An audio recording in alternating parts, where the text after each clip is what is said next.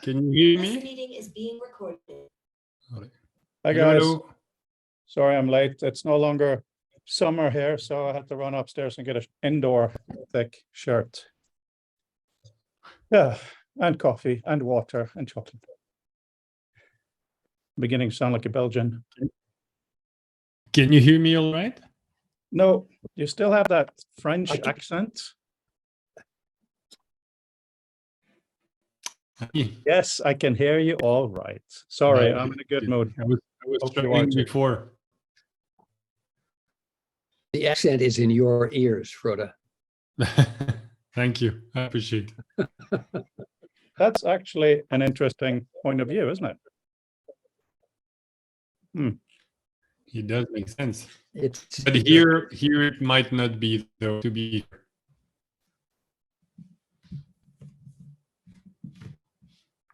I'm going to try to. And yes, Jim, I didn't have the time to. I opened 3 pages or something, and then I had urgent matters to handle first, but that's okay. I find that I still go back to both books, but I find that the best time to do it is over a glass of wine in the later afternoon, because I'm in a free floating exploring mode, and that's an ideal context for doing that. I'll keep that in mind. Red or white. Red wine. Red wine from France. Bit biased. I don't understand the point of red wine. I've had 2 good glasses of red wine in my entire life. It's like Ribena. Really? White wine, yeah. But anyway, I'm just waiting for a few more people, and then I'm going to admit something to you, Jim.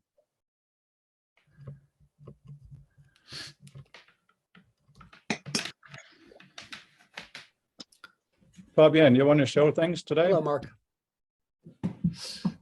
Sure. Well, I can show some of the stuff I shared on Twitter.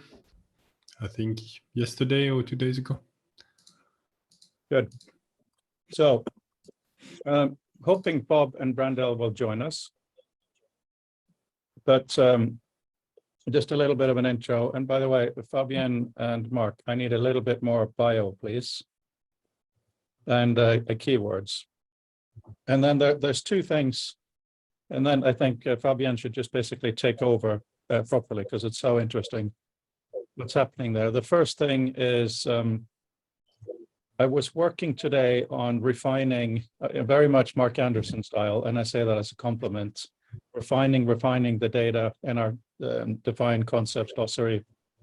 The other day I realized I had these cool dividing vertical lines, but that doesn't parse in this. All kinds of things came up, as it should, and that's absolutely fine. So then I thought for a while today that the timeline every year should be a term, and then every single thing should be associated with it. But that's, I even emailed Jacob about that. And then, hang on, I'm just waiting for Peter. Hi, Peter. Hello. I need your bio, please, and I need the title or abstract of your talk. Can you do that by today, please? Okay, I'll try to get on as soon as our meeting's over. Good, fantastic. Right, so just 2 things, and then Fabian is going to take over. But the first thing is, one thing we've discussed in this forum, at least well over a year ago, was how time is an intrinsic part of a lot of knowledge. Not all knowledge, but a lot of knowledge, right? Oh, here's Bob. Bob, can you hear me? Are you having breakfast and can hear? Yes, he's here. Good. Hi, Bob. Can't believe none of you watch For All Mankind. Anyway, Bob, just 2 things I'm going to mention, and then I'm going to hand it over to Fabian. The first thing is some questions. Exactly. Remember, hi, Bob? From All Mankind? Yeah, okay, good. Right. Sorry, that was a digression, but important. Right, so in terms of the timeline that we have, we should probably just consider, and when I'm talking about we have, I'm not just talking about author, I'm talking about all this work, consider time to be an inherent quality that just is. So we should probably have parsers. If you see 1927, chances are it's the year. I'm sure there is things for that. So you should be able to put things in a timeline if they're embedded with something and not have to have it as a separate thing. Because I was thinking having them with hashtags. So that was a little aside because I'm finding it really difficult to go from the map view and into a timeline view specifically for VR. And then the second and final thing for me this morning in opening is that I have to agree with Jim. And this is how we test if his headphones are on. So, Bob, what you missed earlier in the week when we had to shift the forum to Wednesday was we were talking very much about how to navigate within a document to see how one author relates to another, how one concept relates to another, and so on. And Jim, I think taking a cue from you as well, Bob, is saying, okay, but what about the other scenario? Before I start reading the book, how am I supposed to know what's interesting for me? So we've spent a lot of time talking about different notions of abstracts or summaries. And Jim, I've thought further on this. We're going to have to do that for the book. We're also going to have to do some bolding of the initial sentence that we editorially find to summarize the work. And give it to all the authors. If they agree, fine, nothing. If they disagree, absolutely fine for them to change it any which way they want. But at least they'll have a starting position. Because, yeah, it's just too important. So I want to thank you for that opening, brain opening. Good. So, yeah, any comments on Can I that ask before one? Fabian? Yes, go ahead. Yes, in preparing for the conference at the end of the month, what sort of audience are you expecting? Because I'm trying to decide just what I'm going to say. Before I That answer is, that, what I'm assuming now is that most of them will not have seen information murals, and that's what I should talk about. yeah, just really quickly, Peter, please email and not put it here because then I'll lose it, the title. So I've been talking to a lot of people about the event. This is the one I've been the most organized about. Usually I have a host that does everything for me, you know, making sure we have coffee and lunch and all that stuff. So what I've been telling people is this is going to be a really small conference. It's open to the public by default, but we're not doing any social media. We're not reaching out to get an audience because the conversation really should be amongst interested parties. So that's the beginning bit to answer your question, Bob. Because the articles, at least abstracts, will be sent to every other person a week before, I think it should be absolutely fine for you to introduce the murals in that, as you have already emailed me text. And I think that maybe your presentation on the day can be, okay, now that you at least have the basics, here are some additional. Does that seem reasonable? Yeah, that's fine. Good, thank you. Okay. Bob, let me add one comment. I would be interested, and I think it's fitting for the symposium, if you not only addressed what information murals are and have been, but given the breadth of the symposium's focus, it would be interesting to have a small glimpse of what they might be in the future, since it's a medium that you know so deeply. Thanks. Yeah, I'll change my talk a little bit to that at the end. Yes, good. Good. Thank you both. Yeah, very good. So Fabian, over to you. Oh, by the way, Bob, have you put on your headset yet? Nope. I think I've got the thing to charge it with. Any USB-C cable works just fine. Well, I didn't even know what one of those was. And of course I ordered it, and it's called it, I don't know, it's whatever, you know, what they sent me. Very good. I have to get somebody to help me set it up and all that. Yeah. Okay, cool. Yeah, look forward to that. All right, sorry, now Fabian. So I'll make a bit the transition there. Maybe not as good as they do on TV, but so I received those from the mail, thanks to Jim. And apparently, if I understood correctly, Jim, you have them because Bob, you don't have the space for this. And I thought that was, even if it's not true anyway, that I like the story because that's why I started to work in virtual reality. It's because I have, they were not as organized, but let's say I have big rolls of posters with, and they are not proper maps, let's say, but at least I visualize somehow information. Like when I go to hackathon or when I work on a prototype, post-it notes, whatever. So not structured, but I thought it was pretty funny that in the end, there is some kind of like meat of challenges, let's say, of enjoying physical spaces, visual organization, and yet being, just limited by physics, basically. So yes, we do meet there. So I'll share my screen a bit on what I did those last few days. So please let me know when you can see it.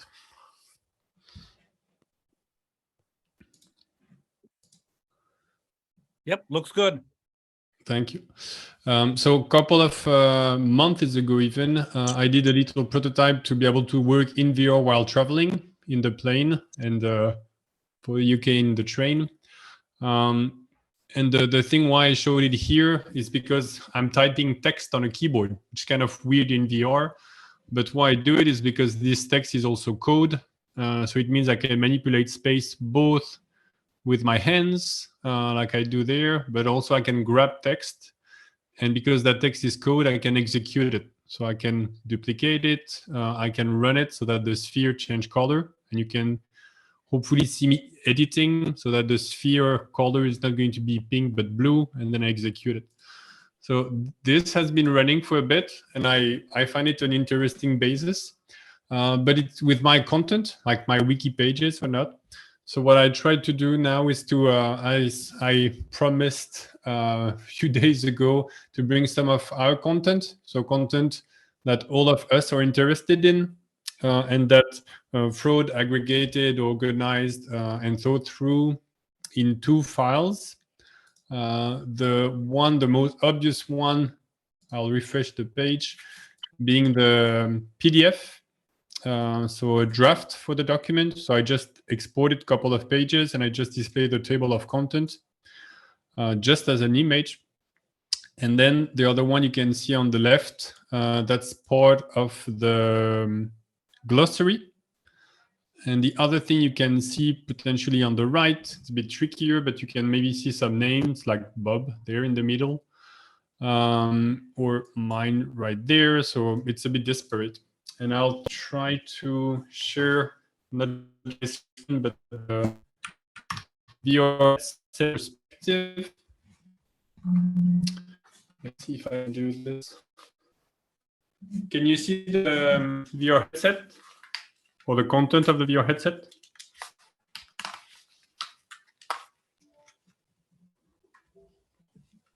I think that's Yes. it, but I'm not sure. Yeah, we're seeing both eyes. We're seeing two separate eyes on screen. Thank you. So I need to accept for my microphone because it should be networked. Ah, yes, you can actually hear the echo, which is not great. But just to show that we can be in the same space and then work on the whatever we're working on together. I'll mute it.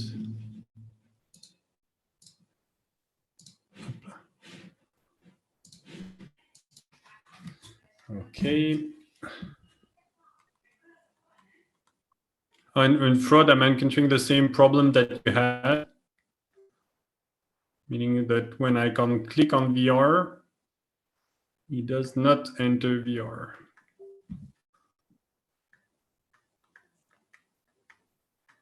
Okay. I'll try.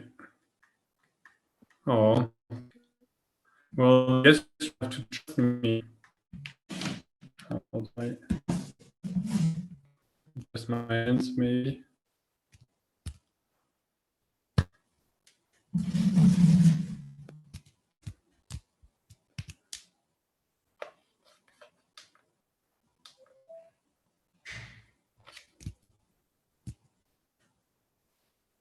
I'm trying to find the right point for my head relative to the screen so I can focus and get the 3D view. Any suggestions? Should I be closer to the screen or further back? For click in. Well, I think I'm going to have to give up on that part because I can't seem to enter it. Oh, so I'll just show you the non-VR thing and you'll have to trust me. But then all those different pieces of text be grabbed with the hand and manipulated, so move around, and eventually also edited. So if you have a keyboard like this in VR, you can edit it, and then you can then think of how to bring them either grouped together or moved together. The main point being that those are, or this is our data set that is brought in this. So that's the cylinders there or other person in the same space connected. So yeah, that's the same, let's say, places where you can interact and modify text in VR, but through dynamic content, let's say, some of our content.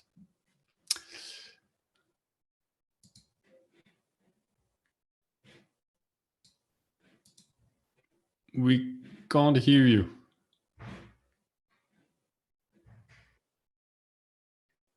Very superficial but useful, maybe comment.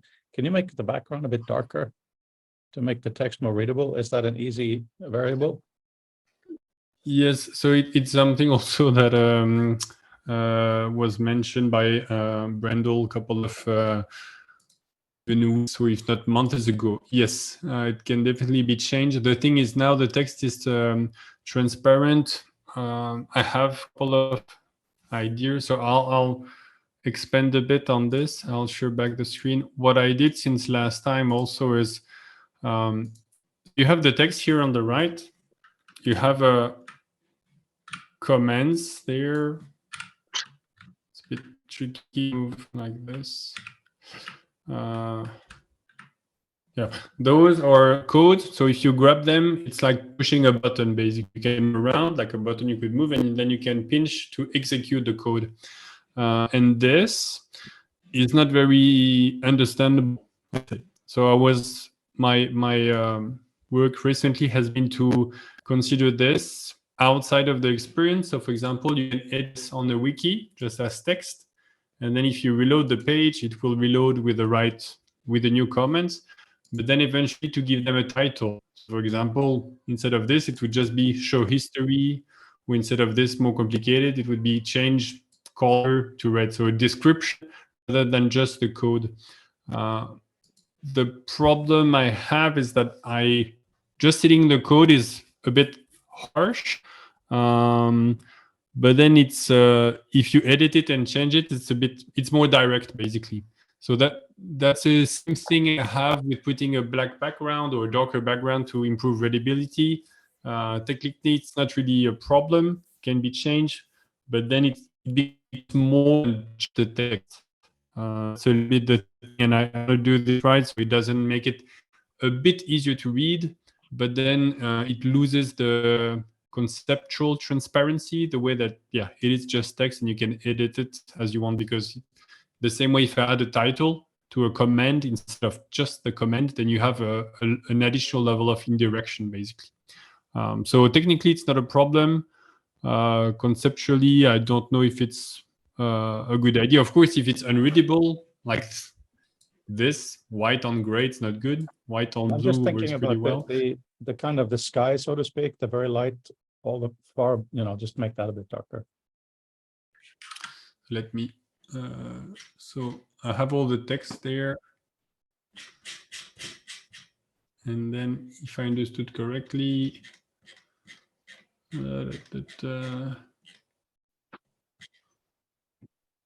yeah, so the sky more or less, and to make it so.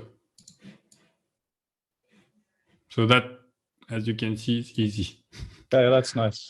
Change additional background text, everything that, like I was starting to say a bit, I don't really want to touch that yet.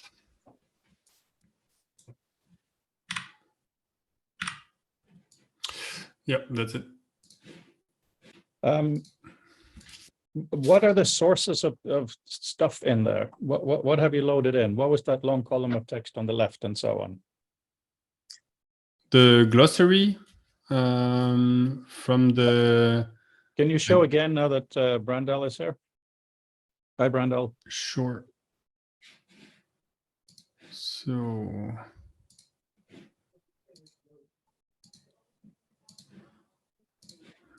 the large column is the full glossary. That doesn't respect layout, basically it's just vertical layout. This, the names there, they are the dynamic view, like your name here, Fred, and that respects the layout. So it's the same position, just projected on the pane. So yeah, whatever was done to have this layout is the same, basically. Then the PDF just exported to a single image. I mean, all the pages are there. They're just not shown because it would be probably too much. But yeah, you have glossary there, dynamic view with the name there, and the first page of the PDF document there.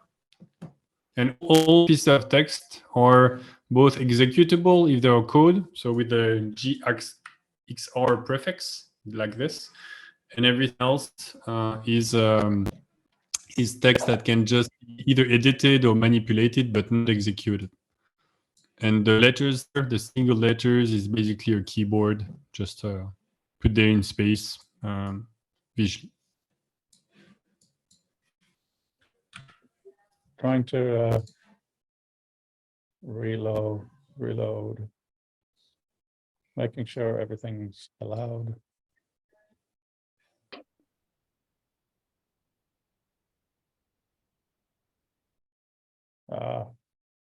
It's frustrating to sit in a VR headset and be viewing a flat page.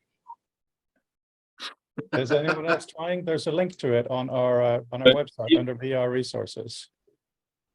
If the VR button doesn't work anymore for anyone, neither me nor you already trying, then it's probably because somehow there is a new error that I did not see and that prevents this specific action. It's possible. Changed quite a few things since yesterday, so maybe that's why. I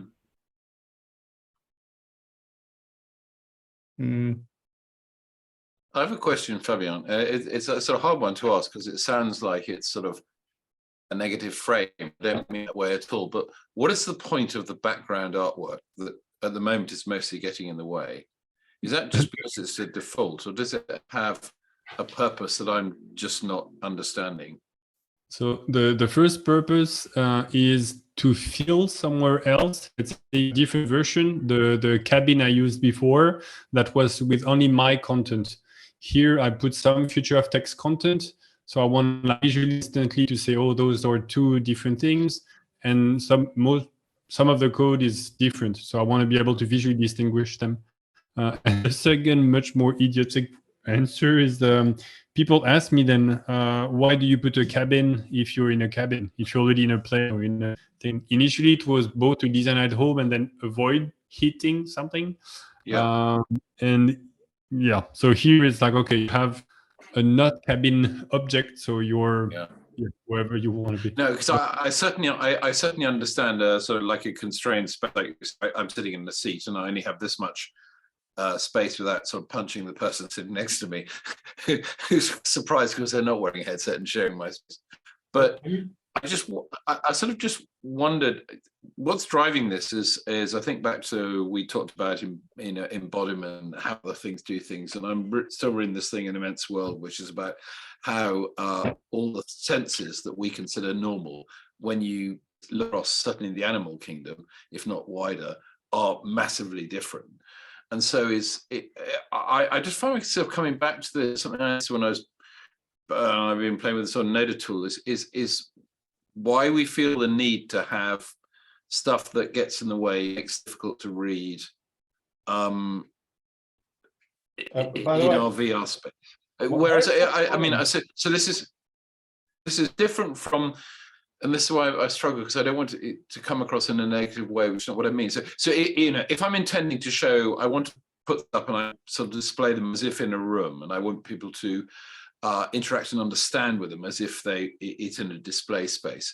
But if effectively I'm just manipulating data for understanding terms, I wonder to what extent all these other things actually get in the way. And we put them in because we do it for an atavistic sense of comfort, rather than because they actually add to our ability to work in space. And I say that not presuming any answer at all, but by the way, I really love this. So thank you, Fabian, for sharing it. You can be very critical. That's fine. That's not. I mean, I'll try to handle it anyway. So right now, it's more basic, also in the sense that it's just putting stuff there without thinking of the specific content. So it's more generic. Like it could be, let's say, the fountain, or it could be a dinosaur, it could be whatever. What I didn't show, for example, now is I added a 3D model search. So if you say you work on a dinosaur historical document or whatnot, then you would add those. But right now, that's a little bit the problem of working either on things that are abstract or generic. Is like, yeah, you show something that looks very messy, it goes in every direction, or it's not nonsensical, but it's not coherent. So it should be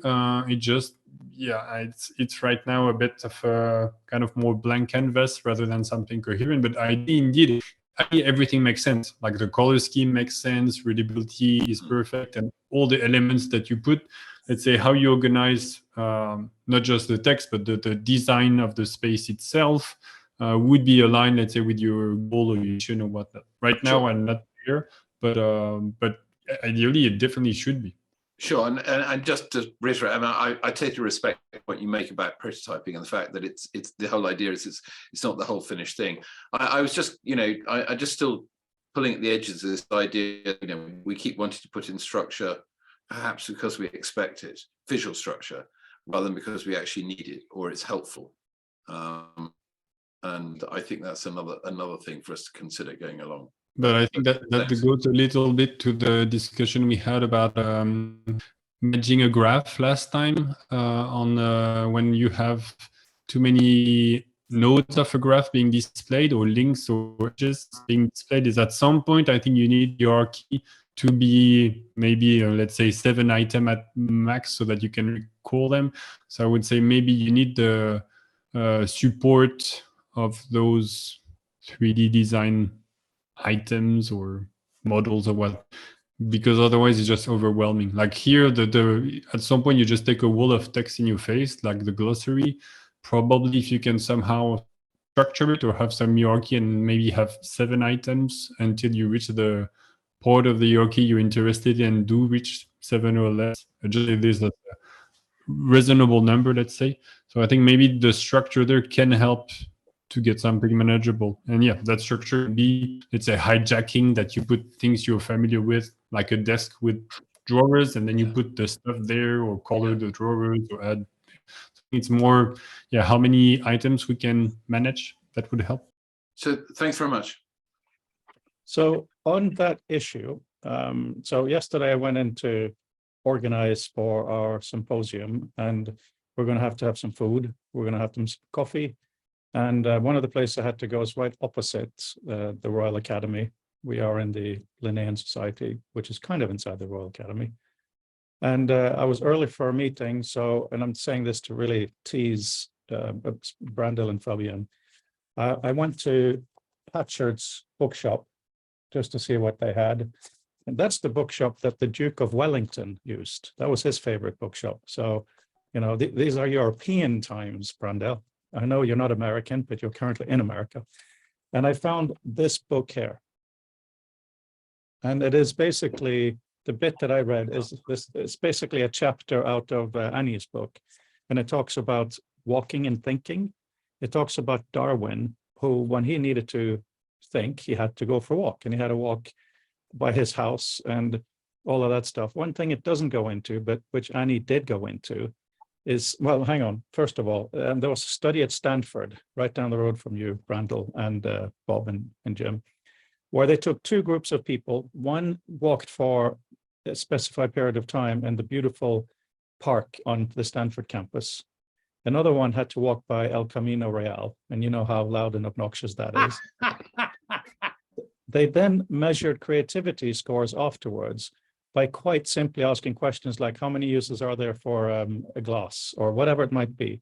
But then they tallied up how many answers there were. And the people who walked for X period of time in nature had a much higher creative list result than those who walked in a built environment, which is really interesting, because in Annie's book, she does say that human eyes are calibrated, I'm talking about eyes, I mean, with the whole brain, to a certain level of complexity. If there's too little or too much, it's an overload.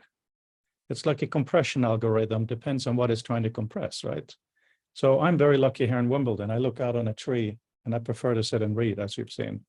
Why am I mentioning that after Mark's question? I'm mentioning it because we probably need a floor in VR. So we're not floating in space, right? But beyond that, maybe for therapeutics purposes, we can have fake trees for people who cannot go outside. Maybe we do things like that. But I absolutely think the gamut from trying to be in a forest and dealing with data to being with an information-only environment will be hugely interesting research. Because we don't know what native is there, and we don't know what our brain wants. So it's a really important question. And for Fabian to put up such a provocative background structure was really good. Yeah, I just add that one of the reasons I asked the question, and I tried to structure it in a way of not presuming that my assumptions of noise, that probably, unlike most people in this room, you know, from pretty much the time I left school, I was looking at information displays in abstract. You know, when I was at sea, all our synthesis and our sort of situational awareness was all being generated. So I'm sort of quite used to seeing things without floors and walls and things, because you just looked at the information. So in that sense, probably a slightly atypical education, and that's the question. No, my beautiful friend from the South, you didn't look at just the information. You looked at one representation of the information.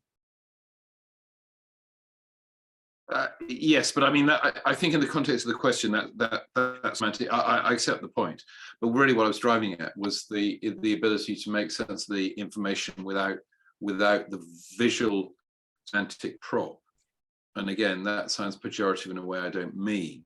Well, it's getting into the sense of embodiment and what do we expect and how do our senses work. I mean, I don't pretend to know the answers. It does, and I see Brandel's got his hand up, but just in Annie's book as well, one of the things that I really liked is the way that she talked about when you tell more, let's say, objective factual information, compared to telling it in a more story way. The more story way, most people get it in their heads. So instead of saying that the storied way has been gilded or added upon, we can say that the other way has been made impoverished. And even if you're looking at numbers in a spreadsheet, you know, that spreadsheet has a certain affordance, it has a certain feeling. One of the great things about the human brain, the superpower, is dealing with other people. So maybe we could go to the point where in the corner of the room, you have Russia. All the data about Russia is being fed, and you can see if they're going red in the head or not at the moment. Brendel, I'm sorry, you have something slightly more intelligent to say.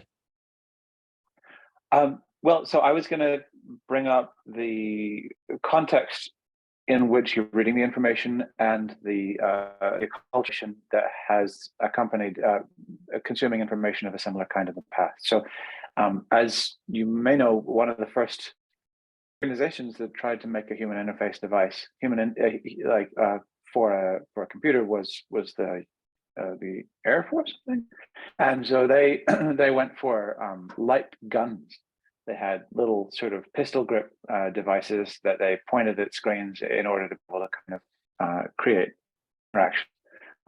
And you know that was replaced in many places by light pens of the kind that that Ivan Sutherland also made use of in Sketchpad, because other people were kind of revolted by the weaponish sort of connotations of it. So one, like, the military contexts often do have affordances that are accompany them. It's just that we're used to not looking at them as quite as much, but also the general broader context in which that stuff is being sort of consumed also contributes to the sort of the expectations of it, and the social and the previous context of how we look at that information. So everything about being in the military, in the armed forces, has an impact on the way that you read and that you understand those things. And you're forced through it. You know, it's not just like opening up Microsoft Word, but it's saying, look, you're writing a letter. You have training and a substantial quantity of it, and on a continuing basis in order to tune. Training is the same as tuning one's reactions. When we're talking about consumer software, we have no such opportunity. Nobody goes to people do go for iPhone boot camps, but they're not ones that are mandated by Apple. The context that we each bring to a new computing environment, a new computing context, is more or less uncontrolled.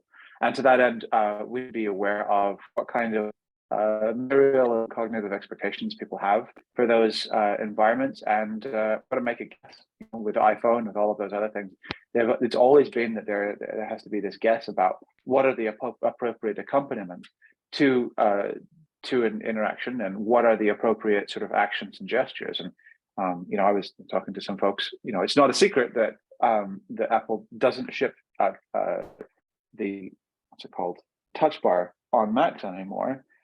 Because it was a swing and a miss, because it had all sorts of grand plans about what that was for, and people should be able to understand it, and it was wrong. And the reality of anybody creating interactions and systems like this is that it's always a guess until it hits the. You may be the only one, Proto. I launched it and I don't.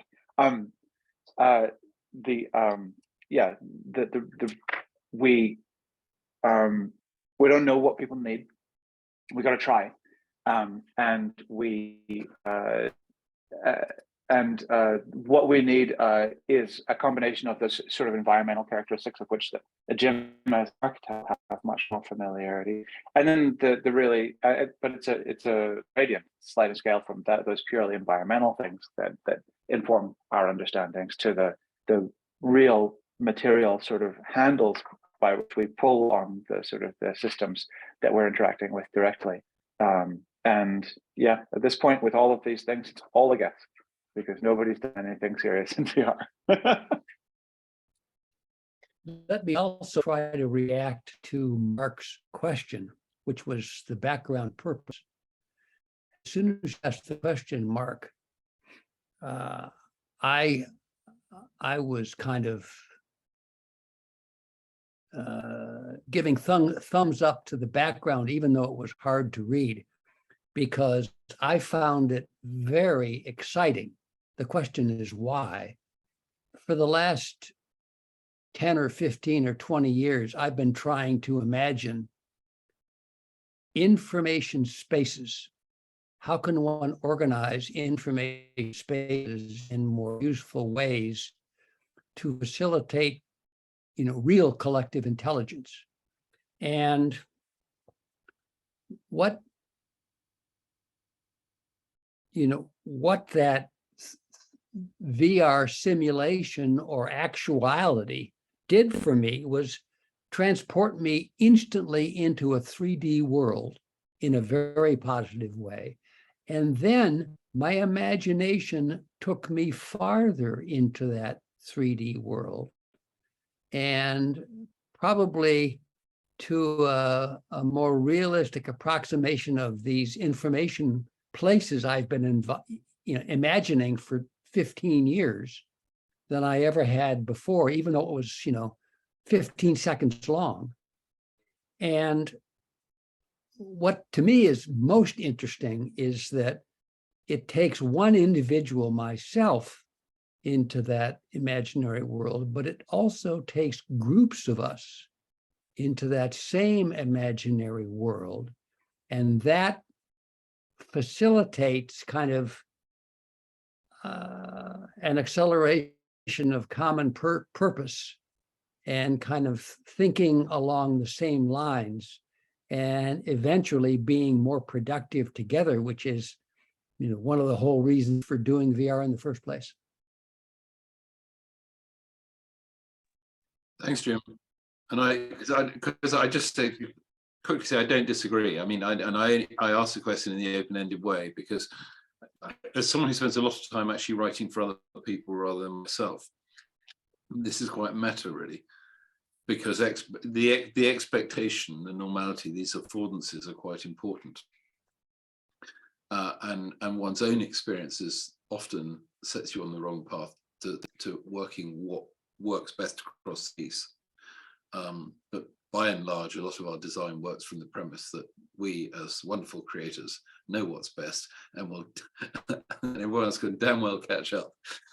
And I really like Brandon's comment about about the swing and the miss. But you're absolutely right. You have stuff, but it's really useful to accept that it happens, which is something we're not always minded to do. But thanks, Jim. I just want to. Most of you has probably seen this, but I just want to share it with the group. You can all see my screen, right? I can't see you, so if you can say yes, that would be great. Yeah. Yes. Okay, cool.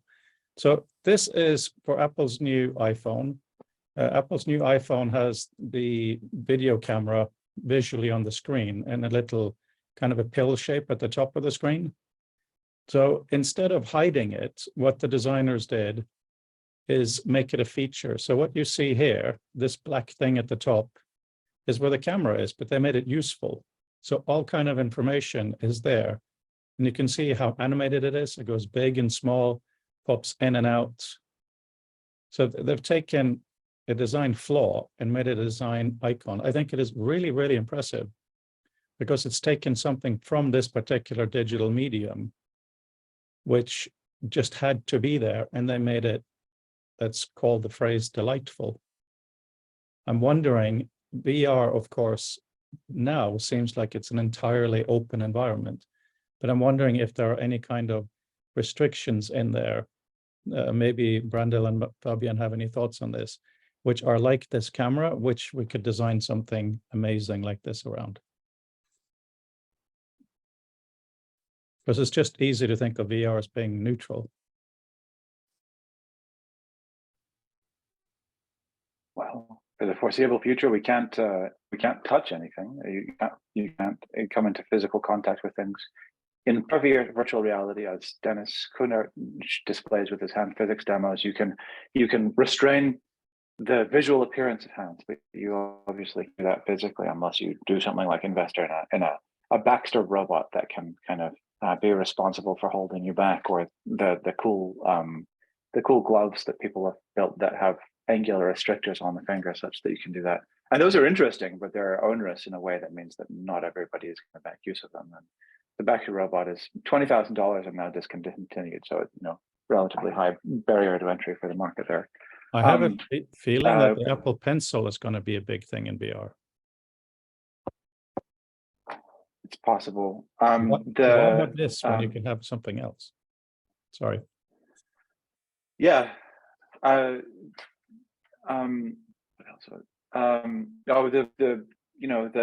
The accommodation divergence conflict is a very important divergence accommodation conflict, is the way to call it normally, is the fact that for the foreseeable future, nobody has a device on the market that has the ability to change the focal depth so that things are at different distances, focused at different distances.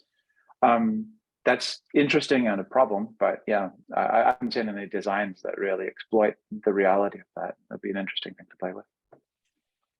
Brendel, are you going to write an article for this book / symposium? I think I'm not, but Why don't you? I know you have Apple PR things, but can't you just write a list of questions, even a paragraph of why aren't we doing this or what? It doesn't have to be a fully formed thing. Anyway, I'm just being pushy, but of course I respect if you don't want to. Get off it. I totally understand. You know, I think I feel like I'm just it's that I'm really fresh specifically to the new group and team that I am in, and I already sort of ran afoul of them very gently just before I joined, so I want to be careful about it. I also I will say I have to leave at the top of the hour, but it's for a good cause. I am going to the W3C TPAC, the Technical Plenary and Action, I don't know, committee, advisory committee on WebXR. So I'm going there to talk about it. So relatively consistent through line to that. Yeah. Very quickly for Brandel, I did send some, that much delayed email I talked through to you. Oh, good. Thank you. Thank you. And I'll just say that their questions, I'm not presuming answers. I'm just assuming I'm putting some questions in front of some people who might understand more about the subject than I do. And I haven't sent them because they're a bit techie and edge, that's all. Yeah, well, so if I don't understand them, then I can pass them on to the creators of SVG, and if they don't understand them, then you know we have a bigger problem.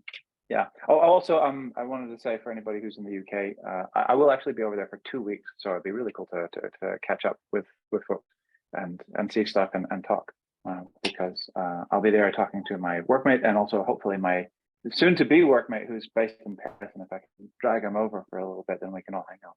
But otherwise, I have quite a lot of time on my hands, and so it'd be cool to chat. You will get to know the Groucho Club, as Mark will testify. So I don't know if you can see the screen. I think I'm sharing. I just wanted to show I moved you, Brandel, from being part of the group to being part of one of the gurus in the bottom left-hand corner. Oh, that's very kind of you. Thank you. Didn't want to delete you entirely.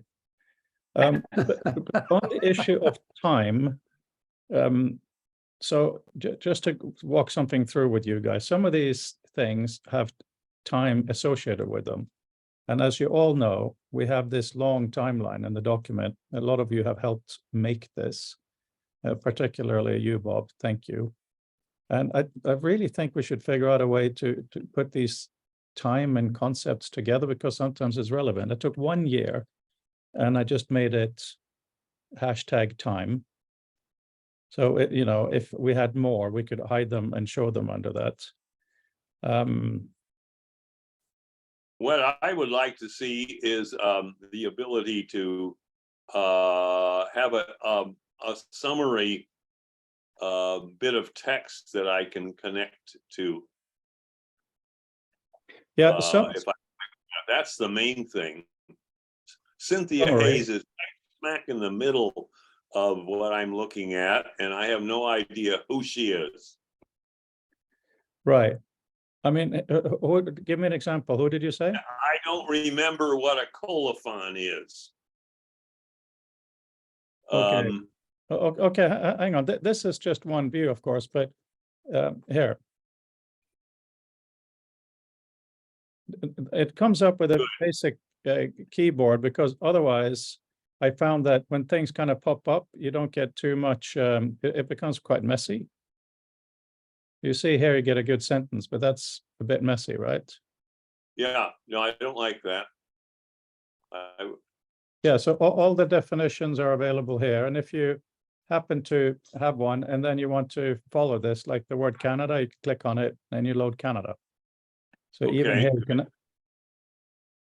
But what should we do something about time? I really have a feeling that as a community, we can solve the issue of how time should be treated. Should we make one single definition for every single year? You know, that's a one definition. What do you mean? Give me one example of 1 year. Here, right here, I have 1962 as the year. And you can see the gray lines because Michael Roberts here, for instance, he was born in 1962. Another one is... That's irrelevant noise. It's irrelevant to you right now, but the point is here with the, it's not irrelevant. Because if you want to see a timeline of these people when they lived, to stretch it out a little bit, then that becomes interesting. It's not always interesting, of course.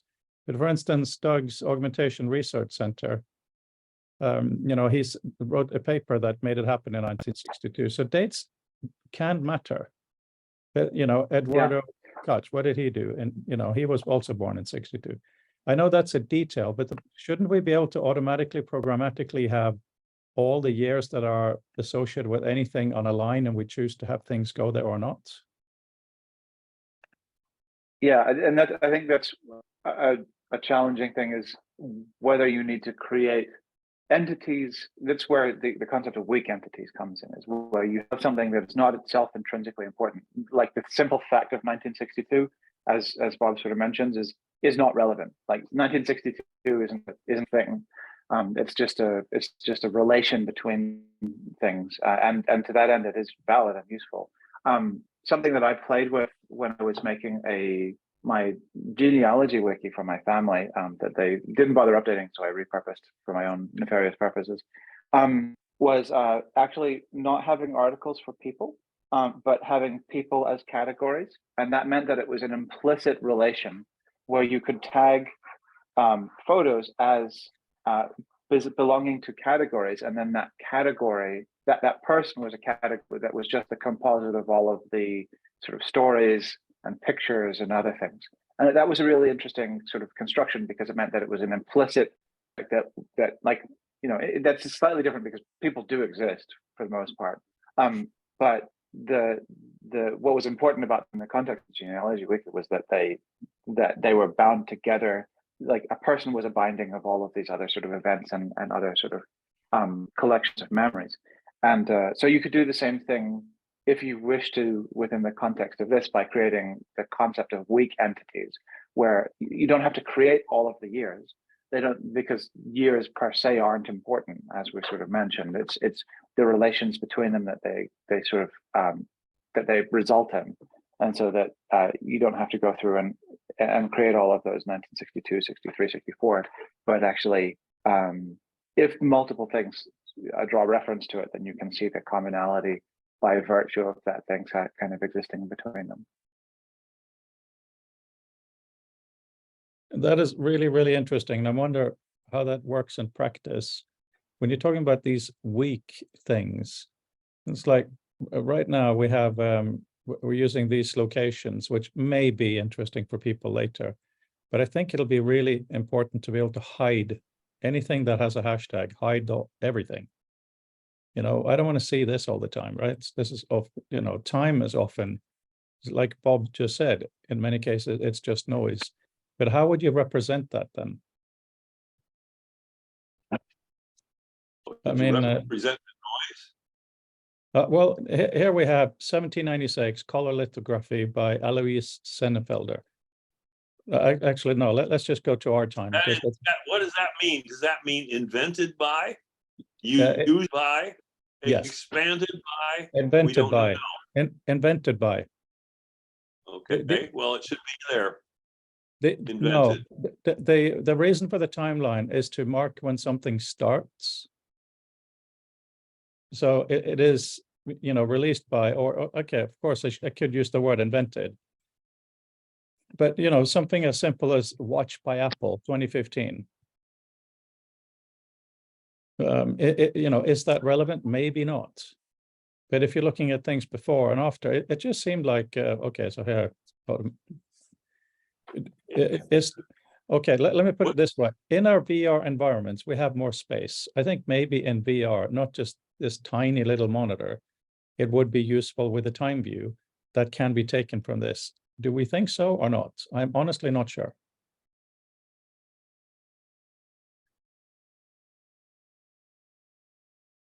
I think one other aspect of, I like the idea of the soft entities, because the thing is, of course, you have a timeline that is incremental. So in our local space, we think of it probably, we might be comfortable in year blocks, but your timeline goes back to, I don't know how many million years BCE. And you wouldn't want to scroll that at a constant zoom ratio. So this is another representational problem of time. Mentally, we quite happily can bounce from sort of epoch scale down to hours, a minute, second. But that's often graphically quite challenging to do, certainly dynamically. You can do it in an infographic because you have control over time and space. But in a more dynamic setting, I think that's an unresolved challenge at the moment. Well, you could do Yes. this. You could do. Can I sort it by, can I look at the whole timeline? I think the timeline is very valuable, and I've tried to help whenever I could when I thought something might be missing.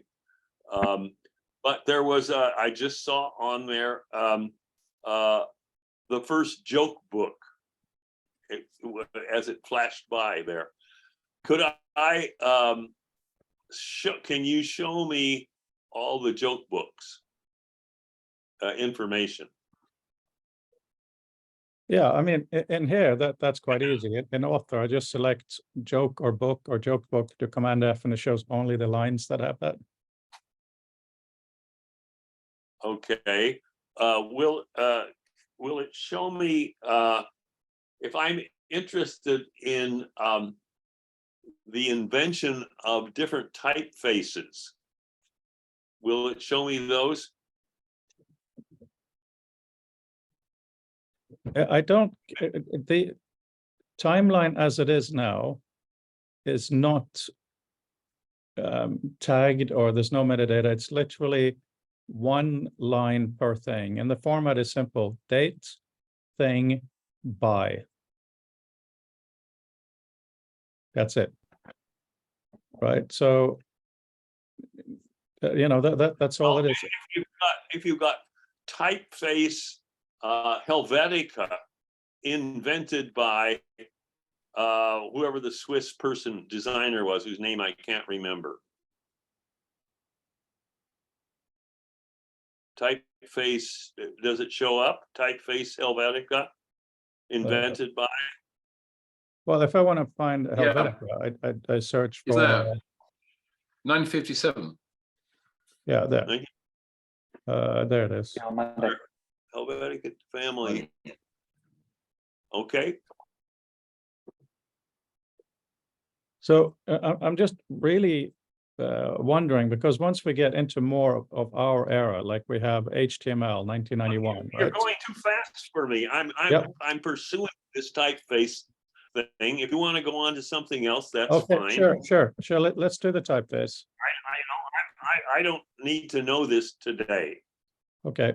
But since you've chosen that this is the topic that we will have today, then I'm trying to pursue it, and in some sort of way that, you know, how might I use it? And I was starting to give an example of it with Helvetica typeface family. I would, so I have to supply the concept invented by or introduced by. This doesn't have that. It only has by, because it can be a company. It can be, you know, so here we have for once we have the term invented here, which we don't use often. It is, we can make this very richly tagged, absolutely.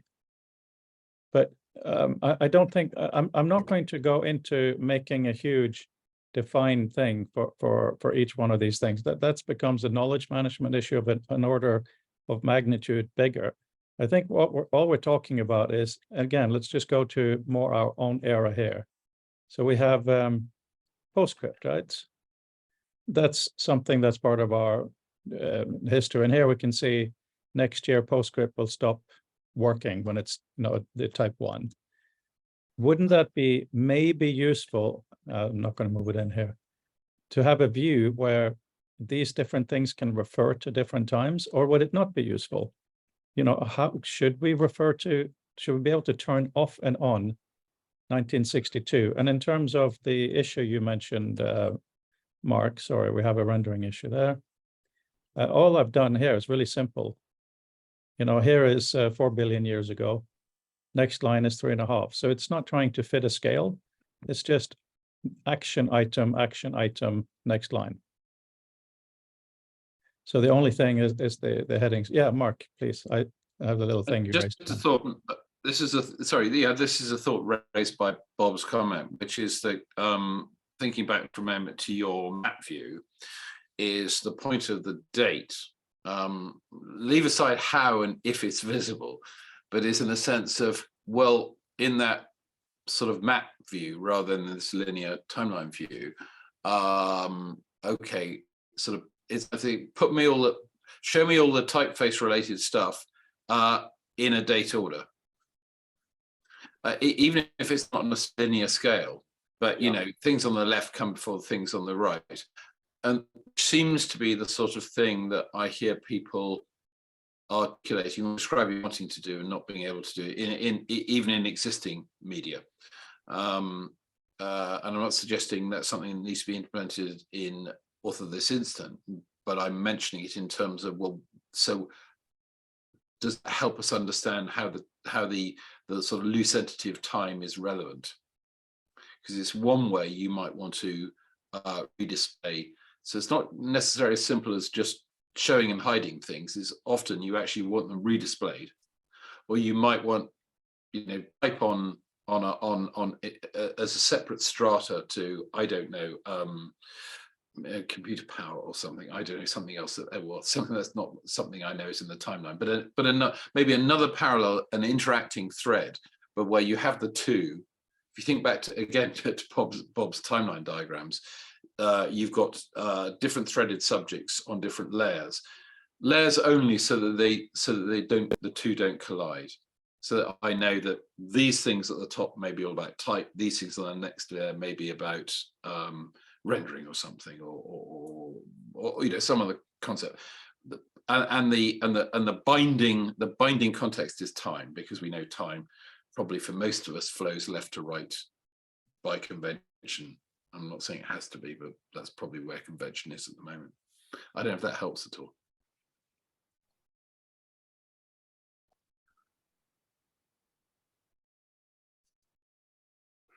I think that you have to identify specific potential uses of the timeline. It may not be perfect. It will not be perfect, I'll predict. I will insist. It will not be perfect, but you will have a list of functions that people will potentially use the timeline, and you will have a list of constraints that the timeline can't do, or that add confusion or something. Until you have that sort of functionality described, you have discussions like we're having.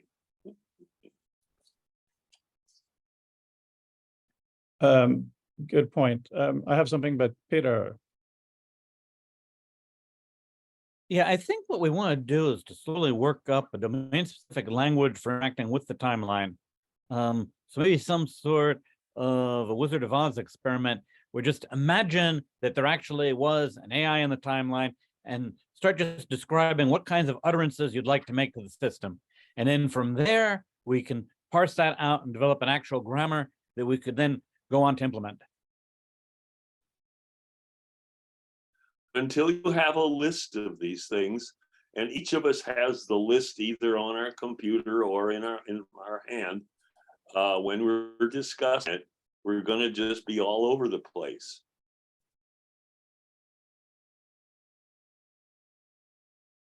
place. And with the, here's the thing. I have to be completely honest and say partly what I'm trying to do is shoehorn this stuff into a VR view, right? Because one of the things we have in VR, what's that? More space, right? So if we're going to use virtual reality well, we might as well use that. And if we're going to do timeline stuff, obviously one of the key things is references. We you know, the things that are, because, okay, first of all, the corpus we're working with here is one book by multiple authors. That's for this particular instance, right? So that is a normal scientific proceedings or academic proceedings, right? So within that, we have to look at the things that connect things, which is, you know, related to what Brandel said earlier. Time has to be one of them, right? And in this map view, we should, as I said, we should also be able to turn on and off references. If people cite stuff, we should be able to see which one cited before and which one cited earlier. This is obvious stuff. It's discussed a billion times, right? None of this is really new, as you pointed out last time, Bob. But we have an opportunity to try to make a really simple, coherent system where we can, you know, view these things together, right? It depends. It depends on what you think one can do in a group with what resources. Again, if we do not have a list of the functions together that we can look at together and say, oh, we're looking at number 3 here, or whatever we call it, we just spin around over and over again. When you're talking about functions, what do you mean?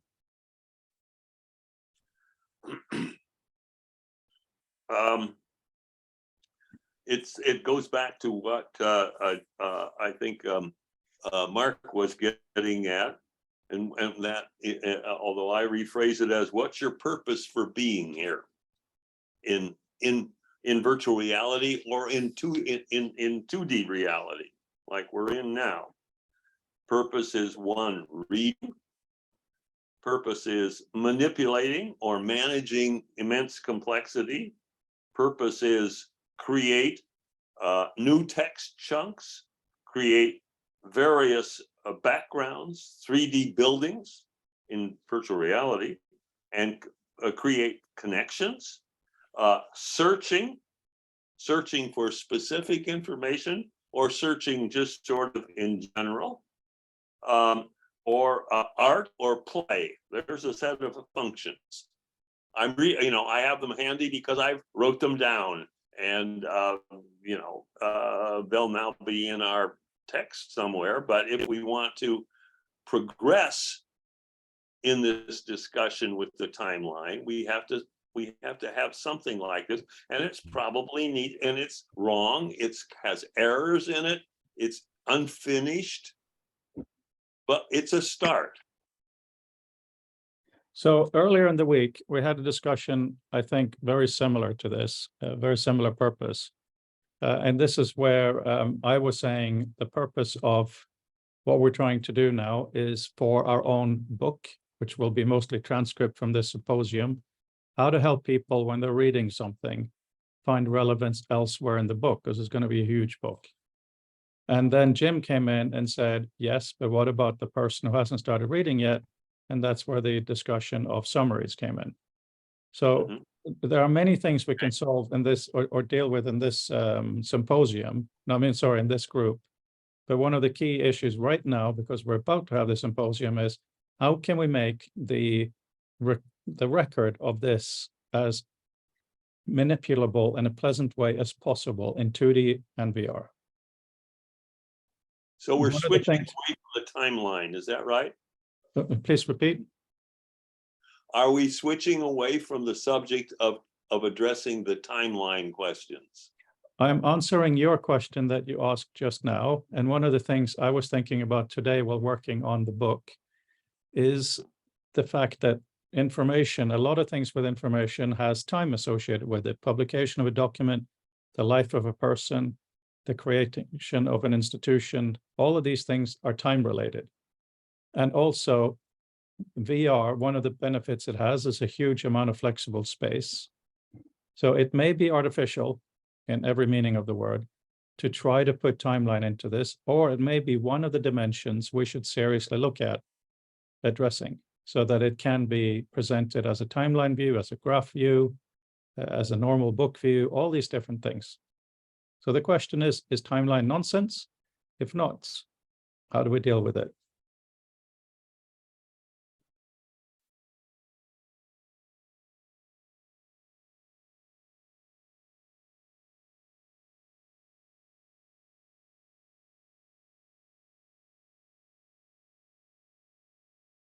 So while we're thinking visually here, I'm just going to share screen. Peter asked me to add something to the timeline. So I'm going to do that. So first I find 1987. And then Ken and Cat. This is, it's all it is now is really this. Just want to make sure I get the, yeah, Canon ink.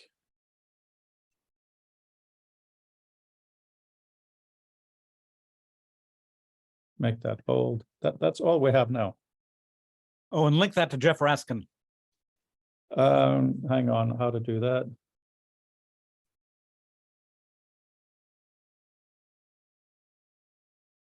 Yeah, okay.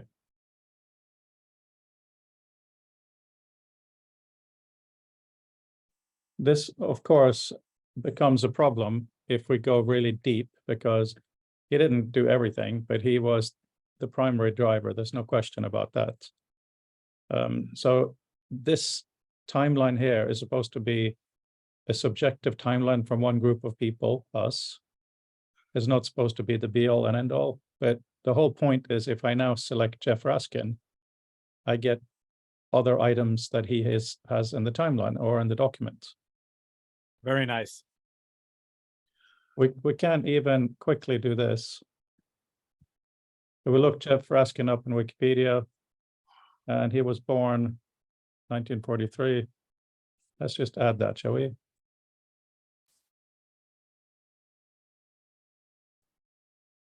Sorry.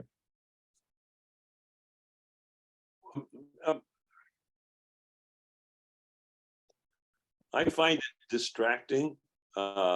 Maybe other people do not, but I find it distracting to be doing this kind of adding little details when we're dealing with time. Are we going to have it or not? And how important is it? Well, I just wanted to show you, I don't think this is a detail. I just wanted to really ram home the point that all right, so you don't accept my point. Hang on, Bob, please don't interrupt. I'm trying to respond to what you said. I'm just trying to basically clarify the point that in the timeline as we have it now, it is just a sentence like this. That's all it is. And then we can have that discussion. I just want to make sure no one thought there was more behind it. So when my comment had to do with how do we organize this discussion? Well, I've thrown out the question of, do we think a timeline is important? And if so, how do you want to, sorry, and it's just the lines of the queues viewing of the Queen here is absolutely insane, which is quite interesting. Okay, hands up if you think we should consider time. So we're answering the first half of Bob's question. Okay, Fabian, are you interested in time? Peter, are you interested in time? Yep. Yes. Yeah. Okay, so Fabian is in the middle. That's fine. All right.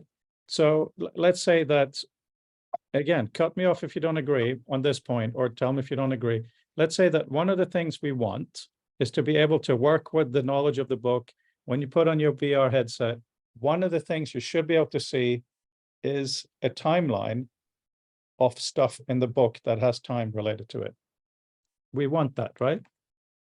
If so, that raises a whole bag of questions.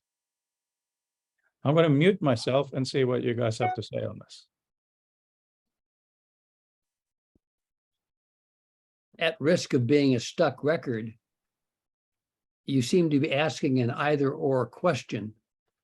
when there are many different answers, all starting with it depends on whether times primary, secondary, tertiary, quaternary importance.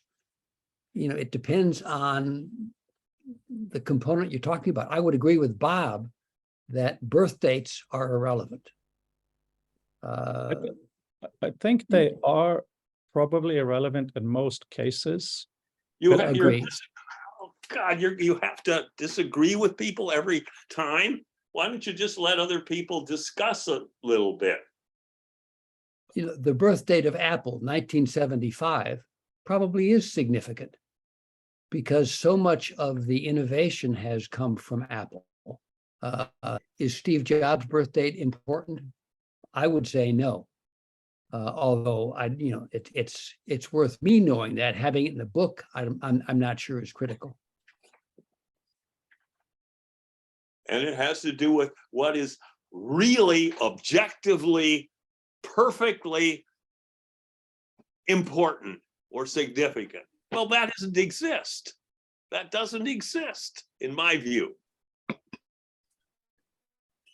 So maybe, it was important to Steve Jobs' mom, and she may want to look it up again. But it isn't important to me either. So one has to recognize that that people are going to have different kinds of goals for using this. And so you want to then look at specific examples of things, of different people, maybe a reader, maybe a manipulator, that a person who wants to manage the immense complexity that they're dealing with in some sort of way to create another document. Maybe they're going to write an information mural. They want to select a few things, but they sure don't want to see I think it would be rare to have, but maybe not impossible to have the birth of something in there. And if you're going to have birth refer to companies and people, well, you're then in the area of the American Supreme Court that considers corporations persons, with another whole argument you don't want to get into.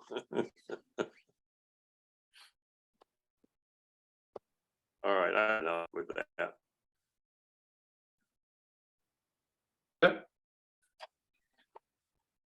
Yes, I have a test bed I'm setting up that lets me experiment with grammars, and it will persist the grammar in the browser's local storage.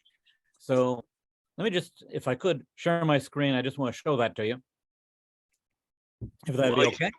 While he's doing that, I have to leave it in another 5 minutes. Sorry. Okay, is that working? Yeah, I see that. Okay, so what we have here is a test bed for the Petty Parser Generator. And what we'll do is allow you to build a grammar in the far left pane and put in sample values in the middle pane, and parse results will then appear in the right pane. So we can start thinking about how we'd want to develop the grammar for our experiments using something like this. So right now, let's say we just have the 1920s as a sample date. Let's see, we'll just have one date for now. All right, let me take that out at the moment since I'm just going to have one. All right. Okay, so we have the 1920s. Now let's say we want to be able to distinguish nuance where in the decade it might be. So let's add an optional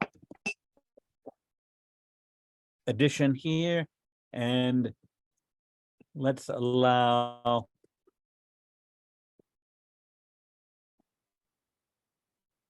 early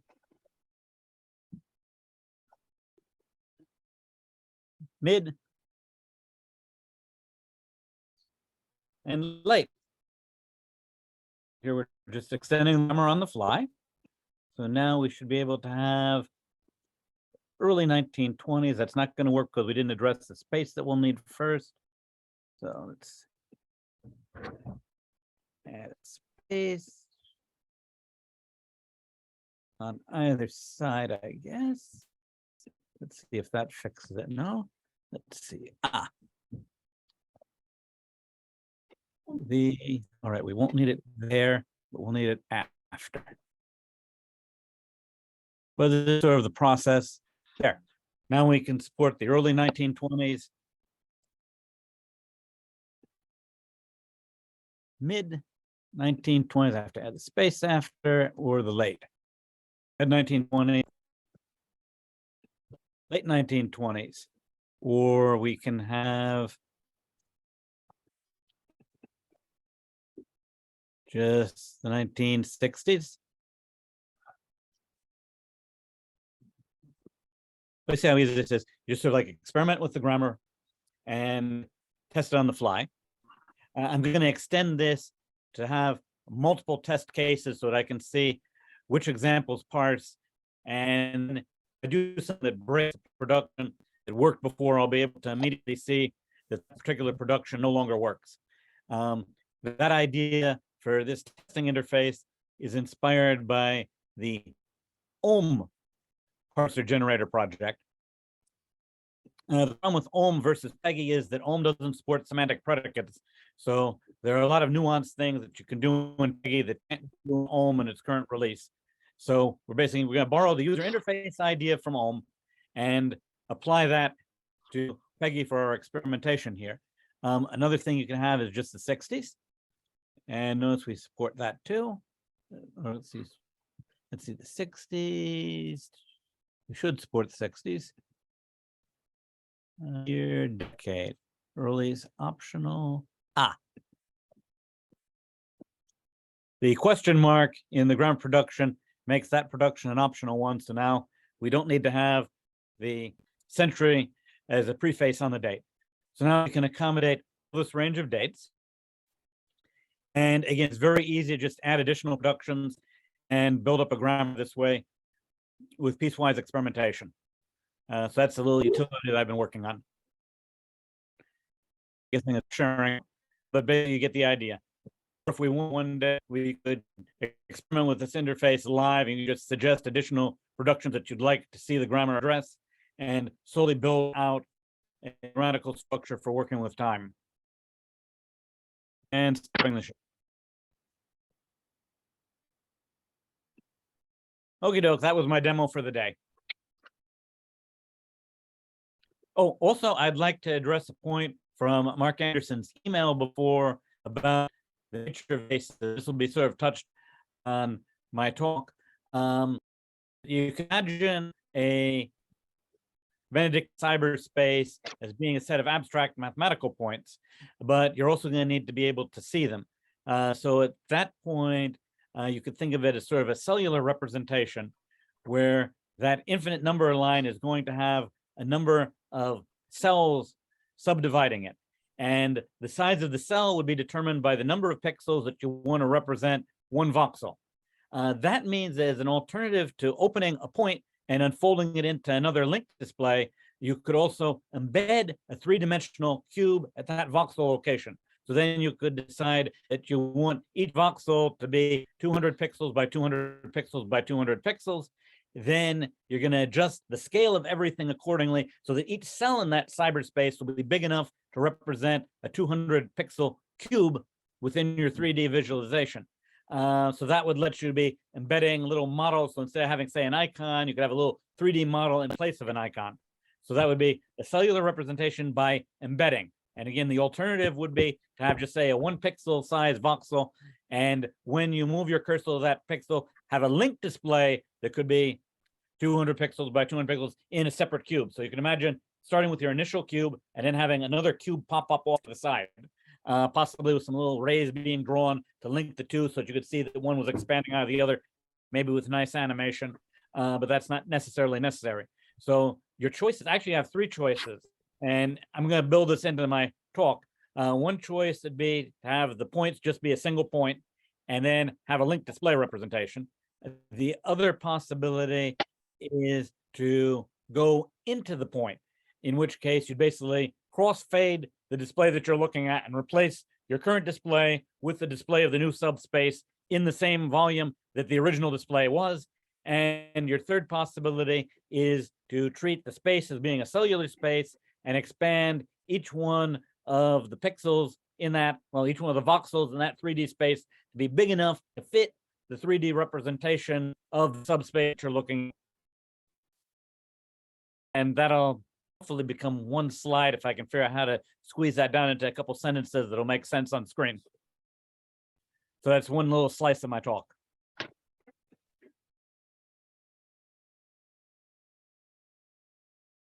Fabian, you go first. First, the naive version on without going to the testbed, because I'm not familiar with those tools, is Spencer gave a presentation a couple of weeks ago on his framework called NLP Compromise. The idea is still it's using also a regular expression or this kind of patterns, but they've already spent a bit of time on this and specifically on dates. So what I would do is just feed a JSON resulting from our data set to it. Maybe again, get 80% or whatever, eventually feedback what we don't get, and then we might fix, and then display the same way that I did for the glossary before. Definitely not perfect, but I think in order to start and see, does it make sense or absolutely not, or if we need novel ways to interact, I would start this way. And then I'm a little bit annoyed, like I wanted to show before with the in VR interactions, not just show what a 2D display through our shared screen, etc. would look like. It did not work, as you've seen though. But so I tried a bit everything and I rebooted the headset, which seems to be the ultimate solution. So I'll just take a minute to show you. Hopefully it's not going to explode before. But it's important to see the interaction. Can you see it again? Yep. Yes. So it's going to be very quick, but so you can just grab some pages. Good. I have it in 3D. Yes. Defocus on my eyes. I've got the full 3D representation. Perfect. I put in more or less full screen now. Also for the background, I can switch like this to a basic view, pure view, let's say. Mm-hmm. Is it the same URL? It's the same, yeah. But then, so if you get stuck like I've been, you need to restore the headset. I think the browser has a bug because I got some debug message and it's not an error that seems to be on my end. And if you had the same, I would suggest this. Question. Once I went into this, when I managed the VR view, I was inside a cylinder. So I can hear you. Yeah, no, I'm in now. This is good. There is a huge cylinder. That's me. Here. Oh. So if you step back, well, that was me before on another computer, but now you can see me just by the cylinder. For those of you who are looking in the headset, it's actually very, very readable. JRX saved history as compound snippet. It's beautiful. I can even read my name, Dini, those things up there. If you take your right hand and you pinch on one of the block of text, then you can grab it and move it around, turn it with your right hand. If it's with the left hand and you pinch, then it's going to execute the code. Oh yeah, I did this earlier. You had an alphabet here. Very nice. Can you see what I'm doing? Yeah. Me no. And I can see also on the stream now I'm typing on the keyboard. So I'm typing something nonsensical, but then I can add it as a command here and then grab it, move it. And if I go back there to the other view, I can grab some of the text. It's a bit far, but hopefully I'll manage. Me in this space? Since I saw you were... So now I can grab some of the dynamic text. You can see annual symposium and book series, first volume, blah, blah, blah. Again, just to show that it is the data set of the future of text related events. Right. Okay. I'm going to hammer a little bit further. First of all, on the issue that really upset Bob, dates are important when people are dead. Birth dates, right? So for historical figures, birth and death is useful, but it's not always useful. So of course, one of our issues is to decide, I think Bob himself said this, what context is it useful in? But considering, so Peter and Jim, do you have access to headsets at the moment? Mark, have you seen this in your Oculus? The thing we were just looking at now, if you post a URL, I'll have a go. I've been laying off a bit because my neck's been a bit crock, but this goes for this impediment. Yeah, this goes for all of you. Interestingly, I was able to see it in 3D just by defocusing my eyes and looking at the display in the browser. So Yeah, that gave the full 3D effect. Yes, however, okay, I just want two separate things. Mark, please go in your browser, go to our website, futuretextlab.info. There is a link there to a page of VR resources. So when you're in VR, you just click on it. You don't have to type it. Yeah, sure. Yeah, so that's one thing. And Peter, the 3D effect stereoscopically is of course interesting, but the way you can move around is really, really key. So I hope we can get you a headset. Jim, do you have access to one? I typically meet with Bob every 2 or 3 weeks in the city. Okay. So I'll be able to use his in those conversations. I think that would be very, very worthwhile because being in VR is very different, at least it was for me, than thinking about what it is to be in VR. It's very, very different. I just seeing what, what was done today blows my mind. And open, it's pregnant with possibilities. It really, really, really is. And Fabienne, let's just pretend.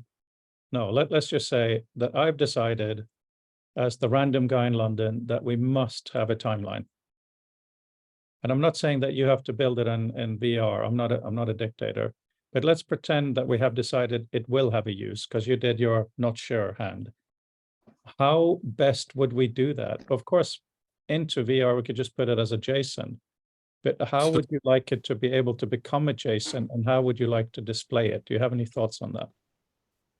Yes, so I'll share my screen, but not for VR, but just to show you for the, let's say the how it's done part. For the glossary, yeah, so that's the glossary. And that's the dynamic view. So basically it's like that. You don't have to get what it does, but it's 5 lines and most of it is done and they were the same. So if there is something else here called timeline.json in a roughly parsable format, assuming again that it's roughly that, like 1 line, 1 date, or then in 5 minutes I get something going. It's going to be looking as ugly as everything I've done so far because I'm not a designer, but it's going to be still a basis to grab or move or have a deeper discussion. So as soon as there is a JSON with some dates in it, then it's good. So that's very important. Thank you. For everyone, this is what I sent. This is what Fabienne has to work with. So the dynamic view.json, this is native from an author document. So author is a good intermediary for this. This is what it looks like. Very simple and clean. Very nice. Right. Ted Nelson is hidden. No. Identifier so-and-so, right? That's for the map view. It used to be called dynamic views. And then the citations as well. Let's have a quick look. So Fred, where in this data would the timeline? It's not a separate plist at this point, or Well, that's what's so exciting about what Fabienne just said. yeah. While I just put this up on the screen while I answer. So here is the glossary, right? Yeah. So entry or term, and then there's the phrase, which is the definition. This is stuff that Jacob did without talking to me because it was early on. There was no need for him to talk to me. I'm just saying that I'm grateful that he did it in a very clean way. So when Fabienne just said, now, if there's such a thing called timeline, just JSON, that makes me think, because again, just taking the starting point of my own world, here at the bottom of the screen, we have right/map. There is no reason we couldn't have /timeline, right? Right. And that timeline could be just this. It doesn't actually have to be horizontal in the beginning. It could be anything. But as long as it's written in a way that the system understands that 1920s is a vague term, meaning from 20s, actually it means the whole.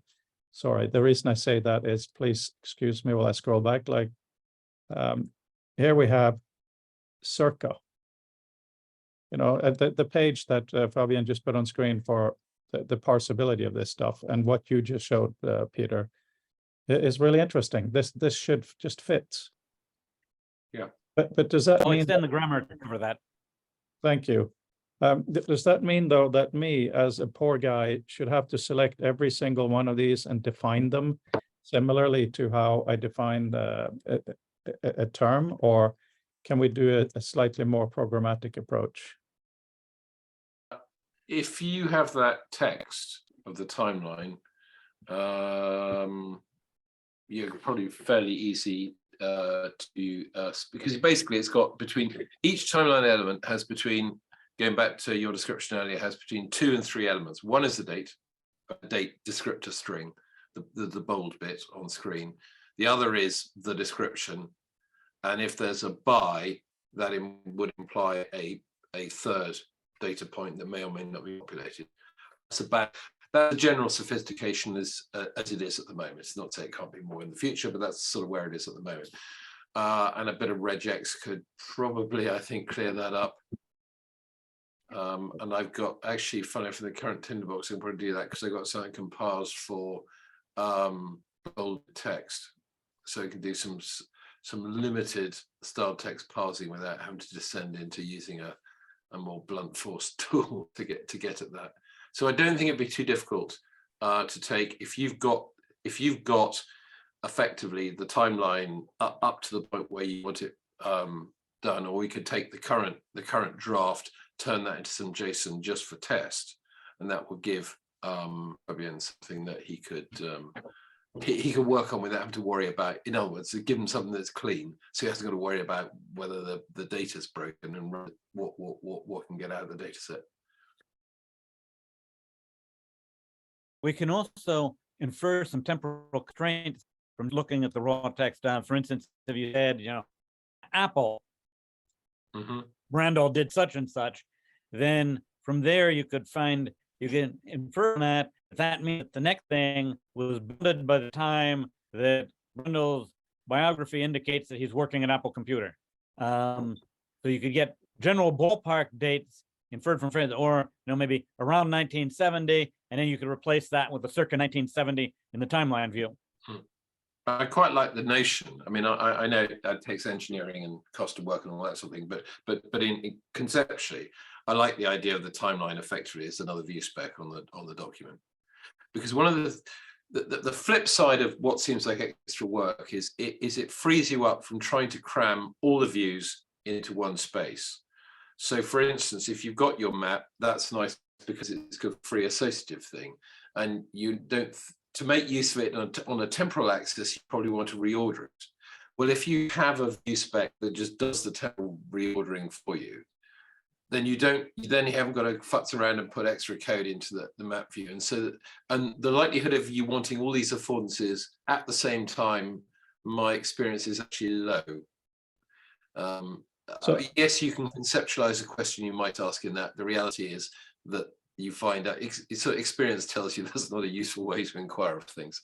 So an important thing is how these views connect. So here we have Vint, mostly taken from Wikipedia. I have a thing that is his birth date, right? This is currently a concept in the sense of how this is, right? So how would we now have this on the timeline? Because I've finally relented this week and I'm using the idea of a hashtag. Sure. And a hashtag, just to reiterate, in this world is something you may want to choose to hide or show something, like hide all people or show all people, right? So I mean, here, this is how we add a reference to Annie's book, for instance, if that was relevant. It isn't. But it would be a thing here. To make this show up on a timeline automatically, how to write it? Just like this? Or should it be a hashtag thing? Or should it be a pop-up thing? Please tell me, guys, what you think.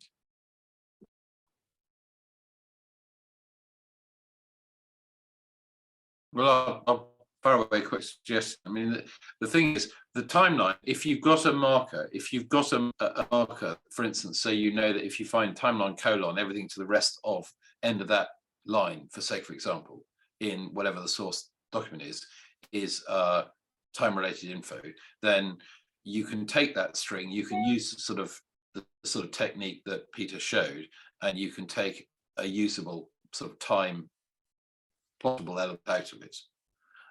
There's a bit of a chicken egg here, because of course we're trying to do all three legs of the stool at once. We're trying to work out how we really want to show it and use it, what we might want to show and how we define it. We're trying to define all at the same time, which is a challenge. But I mean, at the present time, a suggestion would be that, given where we are in relation to the meeting in 2 weeks' time, that probably just taking the timeline, turning that into some clean JSON.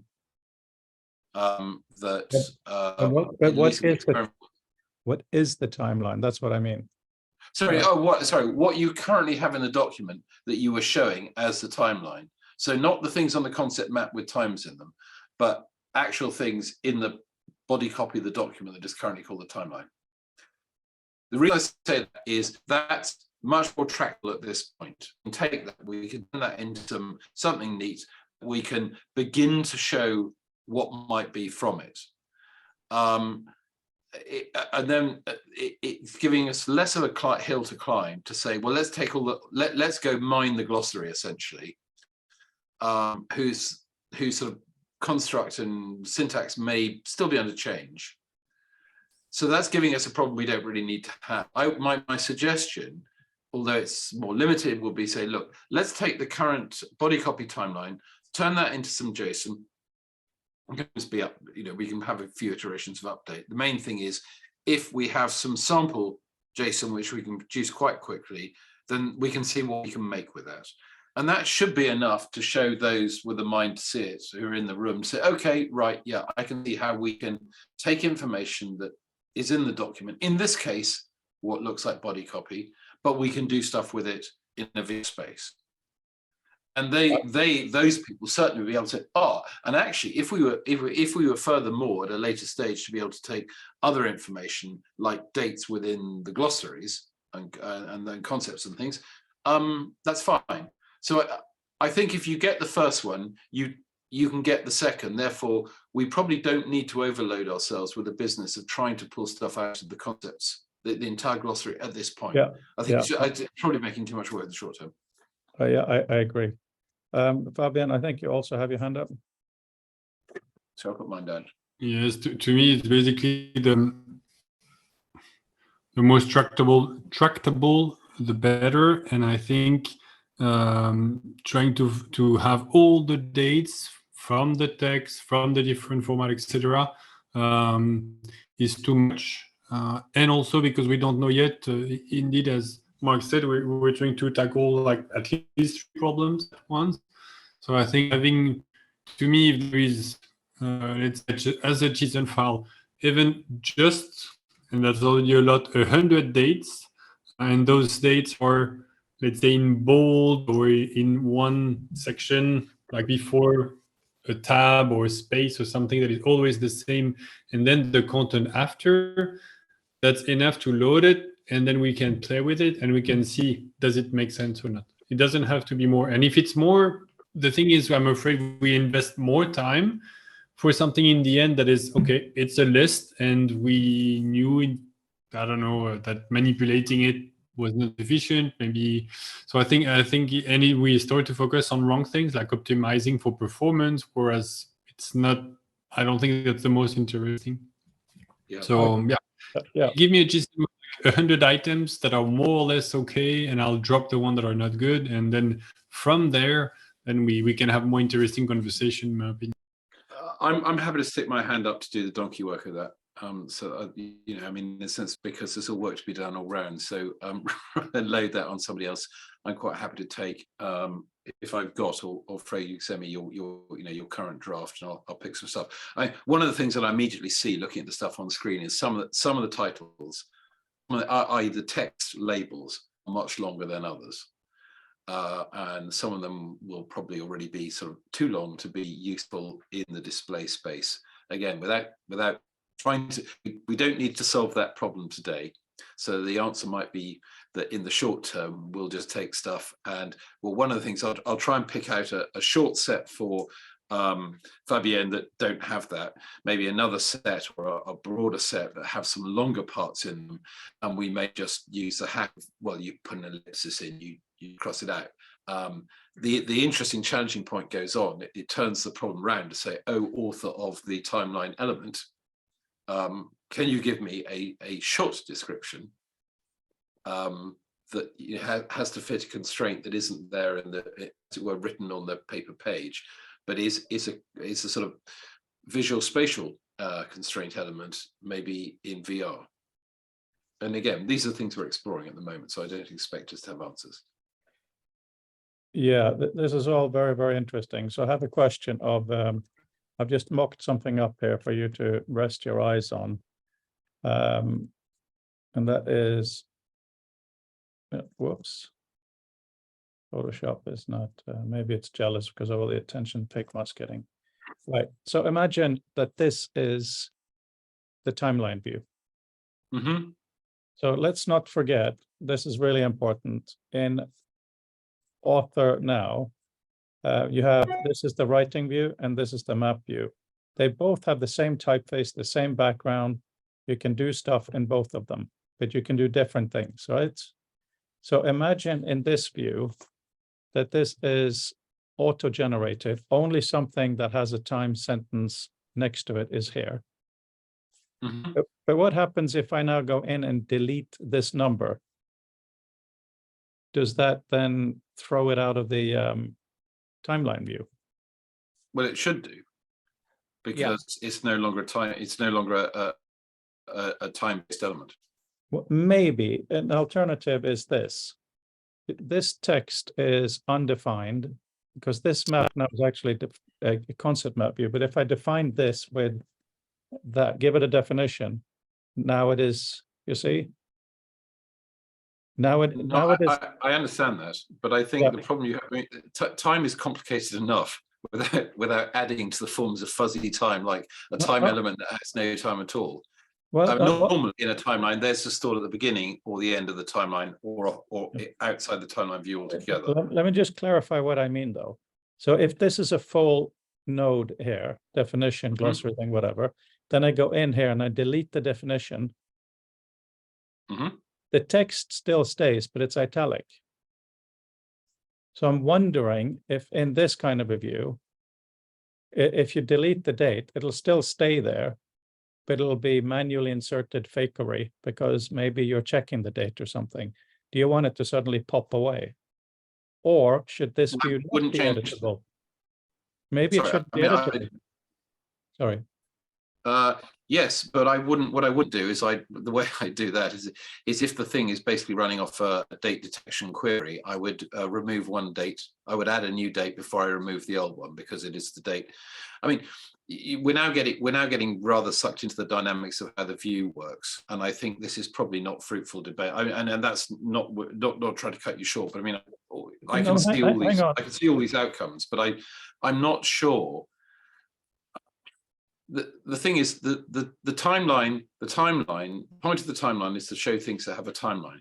I mean, another tool that I use, the way it deals with this, is if something is in scope of the timeline, so you're saying, i.e. the thing you've just mentioned, so you've made a note, you've removed the time, then that gets put into a separate column. It gets put into a sidebar or something, because it's got to be triaged. Clearly can't be shown in the timeline because it doesn't have a time. Because the whole point of the timeline is it's a time sequence. Having something arbitrarily in the time sequence that has no time is just it's calling confusion in for an unneeded backdoor, despite the good intent. But Mark, the having it go in a separate column, that's not a bad idea. But also don't forget, while you're working with information that is displayed for a programmatic reason, not just by you putting it there. If you suddenly change a variable and it goes away, that's a real harsh thing to happen, right? And I'm not talking about just how to implement it here. I'm talking about, is the timeline view, well, okay, sorry.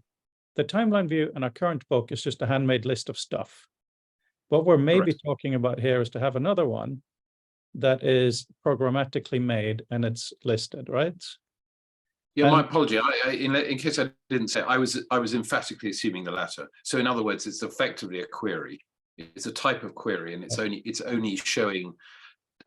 So at the moment, it would only show the stuff that of the type that you've got as body copy in the book. But what we're theorizing is going forward that it would actually be, finding concepts, concept notes, concept elements with dates in them and putting them into the timeline. Right. Sorry if I didn't make that explicit.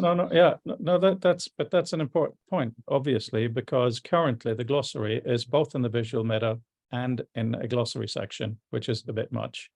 But what we're thinking about here maybe is if we have a section, a heading called timeline with all of this stuff, and we have a programmatic view of it, is that too much? Do we need to have it in the body text, or can it only be in the timeline? Well, if the timeline is a query, then you'll need to have a way to create timeline elements. Yes. You're not going to be producing. You can't, unless you have a sort of sidebar or something, or have like an entry box. This is the problem. No, exactly. The query. But think about the PDF as one of the outputs of this, right?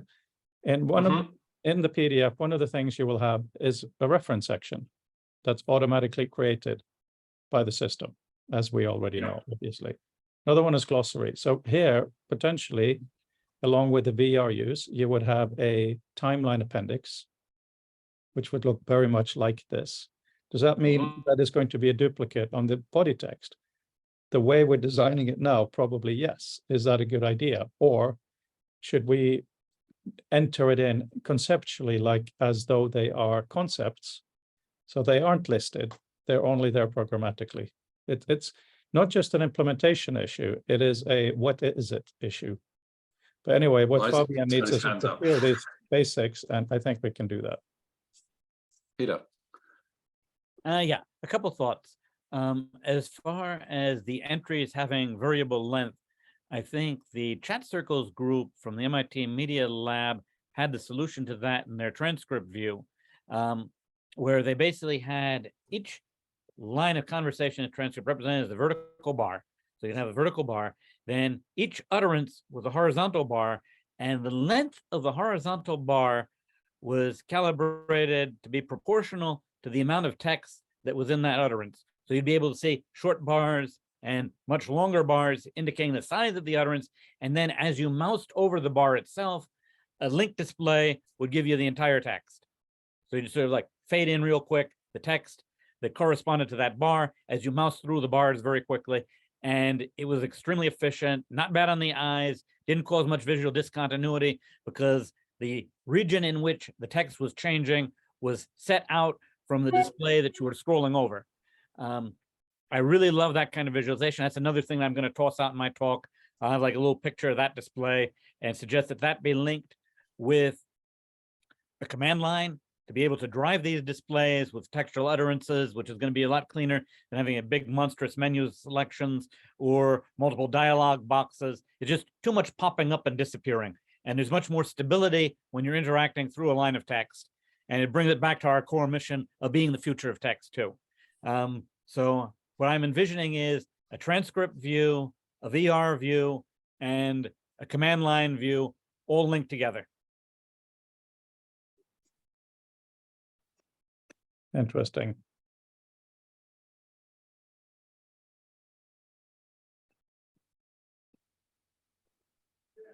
I have some thoughts, but perhaps Fabienne has a comment or not.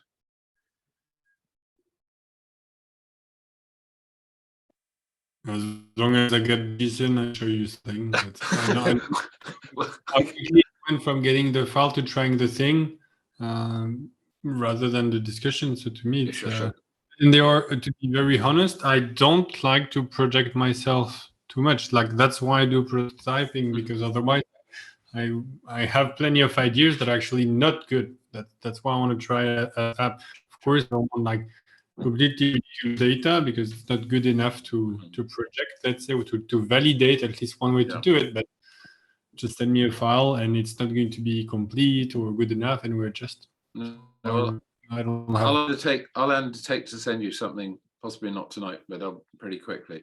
I have a couple of thoughts. One of the things that I'm reflecting on this, Fred, is in a sense we're running two horses here. Is we're thinking about, well, how is this data created? In this instance, how do we write it in Author, as opposed to the fact that we're writing something in Author that we actually want to be used in, and possibly by any tool capable of making this data in a VR setting, which is slightly different thing. So I think we've sort of solved the second one, short term, which is using a data like JSON. Yes, an opportunity then that can then pass into the other sort of domain, as it were. That begs the question: how we identify how we write. Then human problem, because often what the data structure wants isn't very human friendly. The data structure wants a number of boxes to be filled in correctly and unambiguously. The human has a set of data that doesn't match that and doesn't often bring them to mind in the order the boxes appear. And so that's the other juggling thing we've got to do. And that's partly what's nested or description of, well, where do we put it in an Author document? I take your point. An interesting thing that comes out of your question, well, do I have as it were, the current sort of long form timeline body text that you have in the book, as opposed to a view? Well, obviously the view won't be viewable necessarily in a PDF, for sake of argument, without some additional viewing software.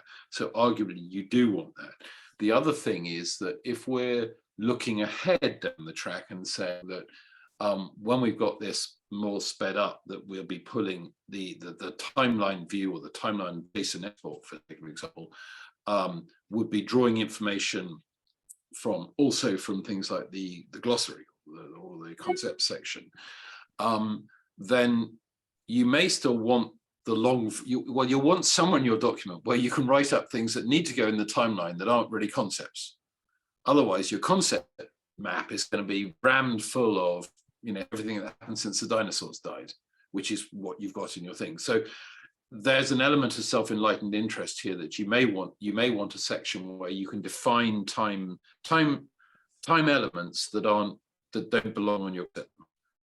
Again, these are all things we need to go away and sort of prototype and play with. But I'm just spitballing some of the edge cases that I can see immediately emerging from what we discussed. So you need somewhere to write it down. And probably you don't want to be putting, I mean, I don't know how many 100 items there are in the current timeline, but I suspect if you made those all concept, your concept map in Author would look busy, to say the least. So there are two possible things that feed into the, as it were, the VR or let's call it the visual meta time JSON data.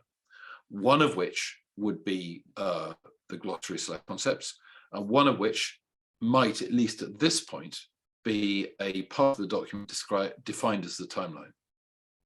So you might at least trammel that by saying, okay, I will know that I will expect my document to have an area of the document that may or may not need to exist, but if it does, it's called timeline, and my application knows that what is in the timeline within whatever structure we give it, and simplistically it's, you know, bolded date something by or at something else, and that can be become more sophisticated at time. But basically within that area, this is where I write timeline related elements that are not themselves concepts. And then it's down to the author as to whether to make a concept or want to stick it in the timeline. And then that allows you in a fairly simple fashion to ride both sides of that. But that's a suggestion at this point. Well, I'm out of time now. I'm going to have to bow out. Okay, see you later, Peter. Have a good Yeah. weekend, guys. Yeah, you too. And I put a note in the sidebar alluding to a font. I can't remember the name, but it has same tricks for bold, italic, and bold italic variations. So it was possible to animate the weight and the angle of the text on the fly without upsetting any line breaks in the user interface. And I think that would be really critical in our work. I'll email Frode a link when I track it down, and maybe he can forward it on to the rest of the group. Right, thank you. That's cool. But I know it's out there, and I just wanted to jog my memory and make you aware of it in case I forget it later on. Somebody will remind me and make sure that I dig it back up. Okay, that's cool. Thank you. Okay, have a good weekend. Bye. Yep, bye-bye. Have a good weekend. It's kind of an important issue of where this stuff goes, and I think arbitrarily the three of us can decide on it, because here, if you look at my screen, there's a simple line, and my name is of course also in the map, right? You know, well, yeah, here I am. So what is really, really important for this, not just to be my toy, but to be open so it can be used in VR and anybody can author this, is that somehow this goes on the timeline as well, right? That has to be done correctly. And then when we look at the timeline,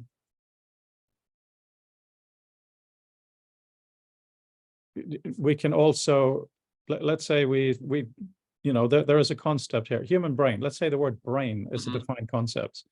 We should be able to jump around between, I want to see a map of how the brain is connected on the map. It really in has this to sort be, of space. Sorry, I think I talked. this space is irrelevant, really. It's just a bit of implementation. I think the real space would be in a VR environment. Right, so someone needs to be able to put a string of this kind of stuff into, let's say, a JSON that Fabian then can make into a rich view. But the key has to be, whether you're in VR or flat space, to go between the map view, the timeline view, and the right view. The right view is easy because that's basically a search. But how do you connect, as the example, my name as an entry with my birthday here? Well, I think we're getting ahead of ourselves at this point, because if you step back to what we just said, is let's take what we've got at the moment, not overload it with how we deal with. I mean, it's doable, but no, but Mark, trying to decide in this second is actually not helpful, because it's doable.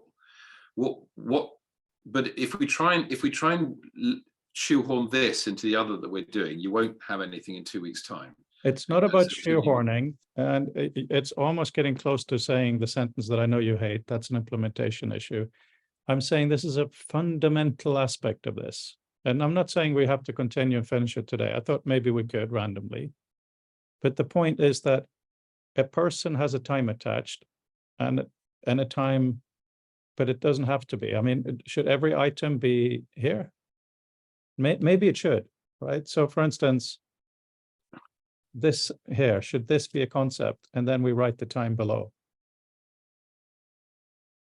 Maybe that's the way of doing it. Before we go, Cleaner. difficult because I well know that you like to think of it in terms of the visualization, the UI, but it seems to me that the structure of the data will speak for you, because when That's you what I'm know talking about, Mark. I'm not talking yeah. about the visualization. I'm talking about how that data can connect. Yeah, right. Well, to do that, then we need to spend some time, probably more than we got now, talking about what additional information that you need. So, for instance, you can parse out that. I don't think that's, you know, the fact that you've got a block of freeform text that is what is current the text of the concept has a date in it. And as you put a marker, you put something you can look for to say what follows this as a date. Then you can get that date and you get that time. What's then missing is, so that gives you Frode Hageland saying a birth date. What it doesn't necessarily do is to say that that this Frode Hageland on the timeline is sort of like a known entity who should be linked to. So, for instance, how does your concept have a way of saying, if you exported the concept, does it export a list of all the concepts to which it links under all possible variations? Because that's essentially what you're implying. Yes, it does. I'll show you how. Well, then effectively you have the seeds of your metadata. It's not that straightforward, because when we export here, and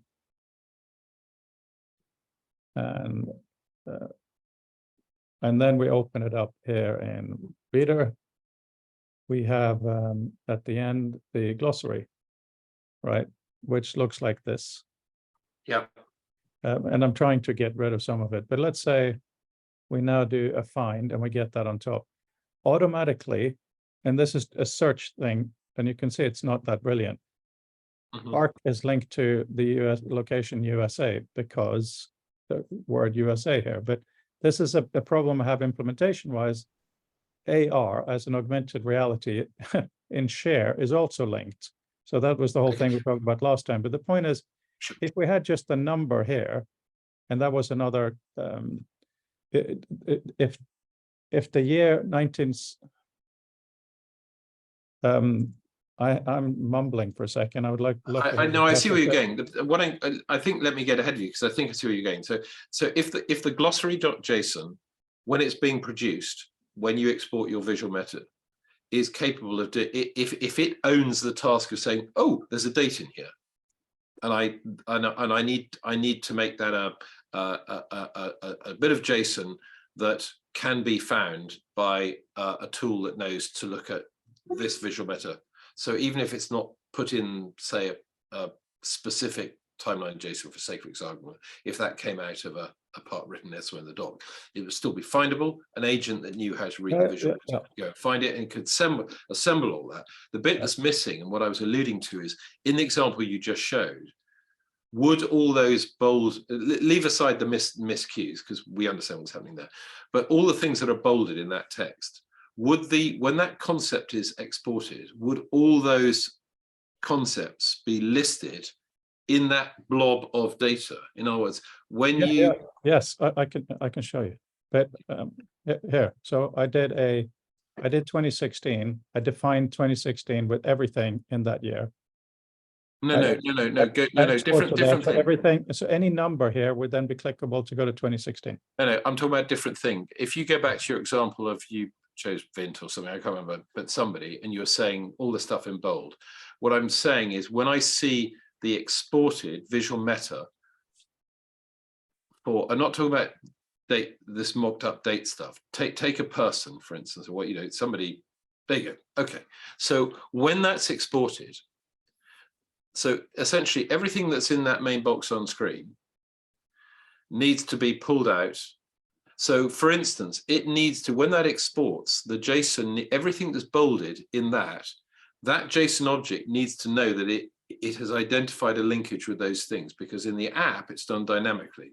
Once it's gone from the app, that affordance is gone, unless you build it. So you'd have to go in, parse all the data and rebuild that. So effectively, if for sake of argument, the concept item that is me had 6 bolded things in it, then the visual meta for me would have somewhere in the exported whatever format we use, would have those 6 known concept items would be exported as cross links. Yeah. Because I think- that's what you're going to need to get tractability on it. I think I get that. Fabian, please, sorry, we're going on a long time here. Sorry, my apologies. No, mine as well. I'll have to go soon, but I mean, it's always the same thing. It's the more modest it is, the more likely to have something at all. Not necessarily even like in short term or long term, it's at all. The more grandiose and complex and intertwined, especially, the further away and maybe never. So that's why something that seems seemingly too basic or not interesting is probably a more interesting step, basically. Would it help you, because I'm going to have to do a bit of regex on the, to get you the various samples. Mhm. Would it, I think I could probably do it at the same time. Would it help you to have a bit of metadata? Because the simple thing says, 1926, X invented by Y. Whoopee, that's easy. But if it said, 1920s, or it said circa 1920 or something, is to either pull out those other elements of the date to give you some extra metadata, whether you use it or not. So in other words, you've got a start date, an optional end date, and you may have other qualifiers, like that it's so that even whether you use it or not, that you haven't got to go and write some extra code to figure out, am I putting in a loose state, am I putting in a hard date? Would that help or not? The ideal is to have a number, Yeah. let's say minus 10,000 to plus 10,000, and text after. That's just that. And I think everything else, the circa, the range, all that comes in a second time. And I will ignore this at first because I mean, I'm sort of thinking I can put it in, I can split it out, so that gives you unambiguous dates. How would you like plus and minus to be done, the BCE part? Would that be a separate flag for you, or which would be, because if I give you a number for the start year, single number, minus 10,000, 10,000. Okay, fine. Yeah, that's fine. And then everything else, and then the text itself, let's say the actual content, and then everything else is optional. Let's say end year or circa or stat. Sure. Yeah. Okay. That gives you some useful stuff to play with. And what I can probably do is give you some. I'll try and send you something first, something sort of simple that's got say 40 dates or something that are all simple and unambiguous, and we can expand out from there by putting more information in. But also, if I put them in as extra elements, what you don't read, is effectively disposable anyway. So my thought was to give you something so that even if there's more information you can't or don't want to use at the outset, it's not getting in the way of what you actually need to do. It's the same with the glossary. There's some stuff that I used just enough to display it, and stuff that I don't use, I just ignore it. So that's no problem. Sure. Just one year as a number, some text, and then everything else optional. Sure. Okay. Can do. And not thousands of them, because that's when you're going to spend sometimes and then be frustrated that not to see the output, let's say. So yeah.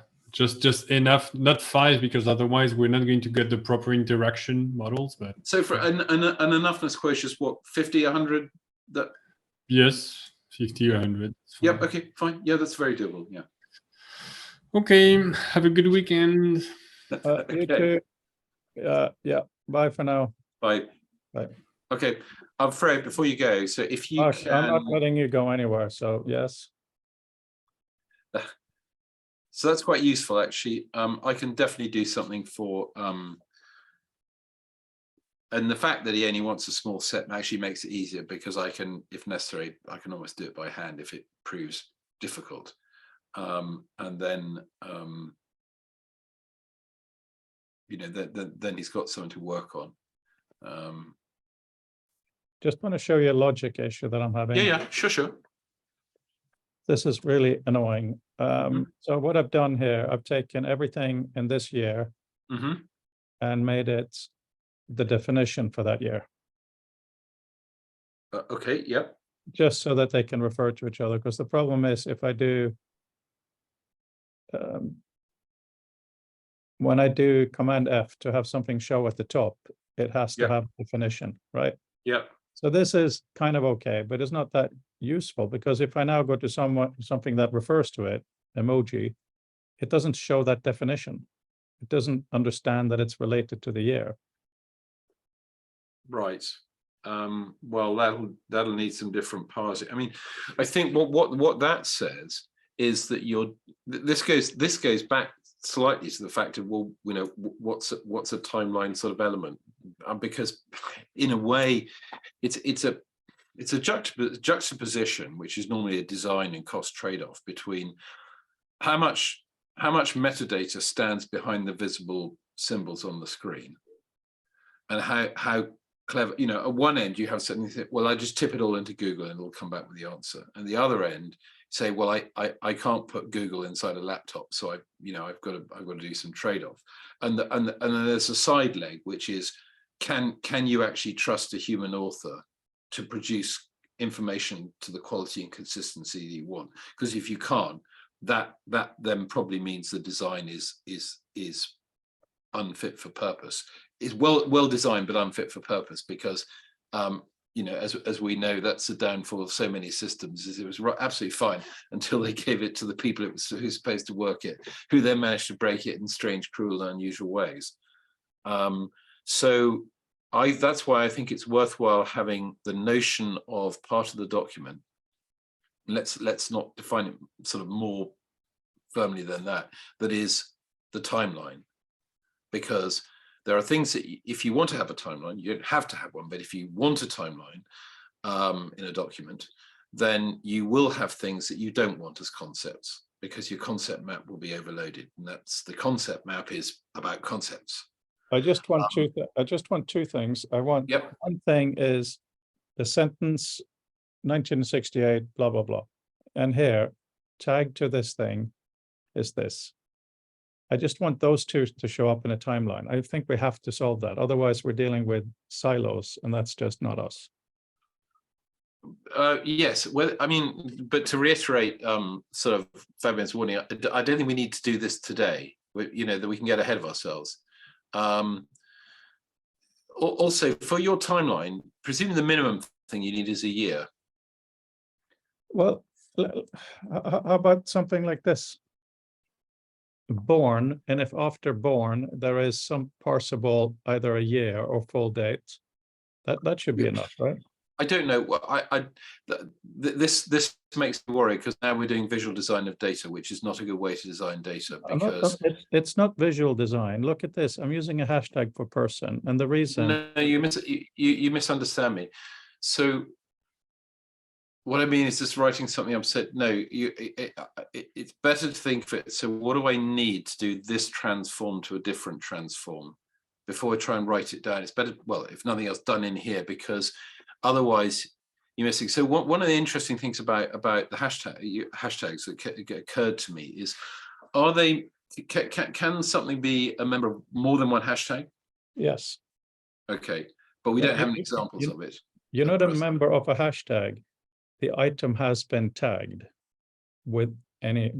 Yeah, because so when I say it's a, what I mean when I say it's a member is that those hashtags, so for instance, when you have select at the moment, is effectively doing a query. It's saying, draw me a line to all the things that have hashtag person in them. So that's what I mean when I say it's a query. So anything that has hashtag person in it will get a line when you click on that object. What I wasn't sure, because I hadn't seen you show any examples where there was more than one hashtag in a concept. And I was only saying that in case that was the case, because like all these things, these are hidden assumptions that we make correctly or incorrectly that then, you know, lead on to the odd things. So, I mean, so somebody, most of those, the one thing that see, when you've got at time there, what's happening when you click at time? in your map there? Nothing, because it hasn't been, it's not in use anymore. It was just, Okay, because for instance, that's the one where I could see, so a person is unlikely to be an event, but they could certainly have a time associated with them. That's why it came out. Whereas the other ones, I would say, are, you know, a person is not a technology. however, it can be. But however, the birth and death is an event. They are two events. No, before you go for the side tangent, how would a person be a technology? I'm thinking a virtual person like Siri in the future that has a, you know, that somebody could consider that a kind of a person. Right, but they're still separate. They're still separate things. The technological person that is Siri is still not, is separate in the way that you have author software and author. Right. Okay. Because if you blur them, it all begins to fall apart, and the systems don't work in the way that you want them to, because you haven't got the granularity. Because in our mind's eye, we cope with this fuzziness really well. Yeah. Computers just don't. So here we have the reason I want to have hashtags is so we can do this. Sure. Yeah. Right. Yep. It's that prosaic. So I'm wondering if maybe we do something like this. And then what's after that before a period is expected to be. I would tend to put things that are discrete on a separate line. So hashtag timeline, which is really not a hash. See, you could have a hashtag timeline in your map saying, show me, draw a line to all the things that appear on the timeline, which is, I presume, what you're intimating there.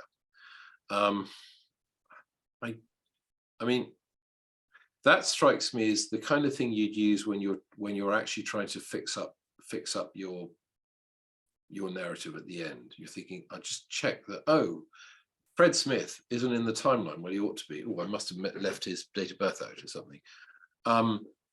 The timeline.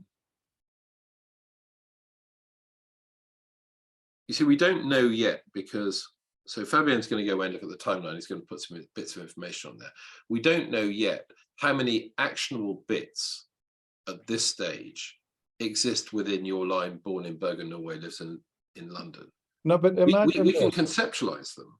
But this is why I say that at this point, really what you want is you probably just want to say that you look at a concept, you go read a concept, you look for the a line starting hashtag timeline, and every timeline : space, everything after that to the end of the line is your raw date input, which you then parse probably in the way that, you know, something like Peter showed, to get you the thing that would, for instance, so this would be done when you export your document, because that's what would populate the JSON information or whatever format we're using for the visual meta for that concept. It wouldn't be the only data, but it would add to it, because where you've got, so this one doesn't have any, well, it does, so this has a cross-reference. So ACM cross-references itself, which will be left out, and it cross-references visual meta.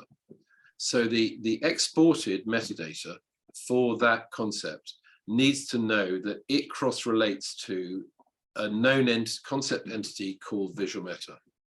If it doesn't do that, the only way that your software, whether it's in 2 dimensions or in VR, will know to start making these associations is to actually have to do the whole brute force attack on the text all over again, which arguably is the one thing we don't want to have to do, because that's computationally expensive at scale.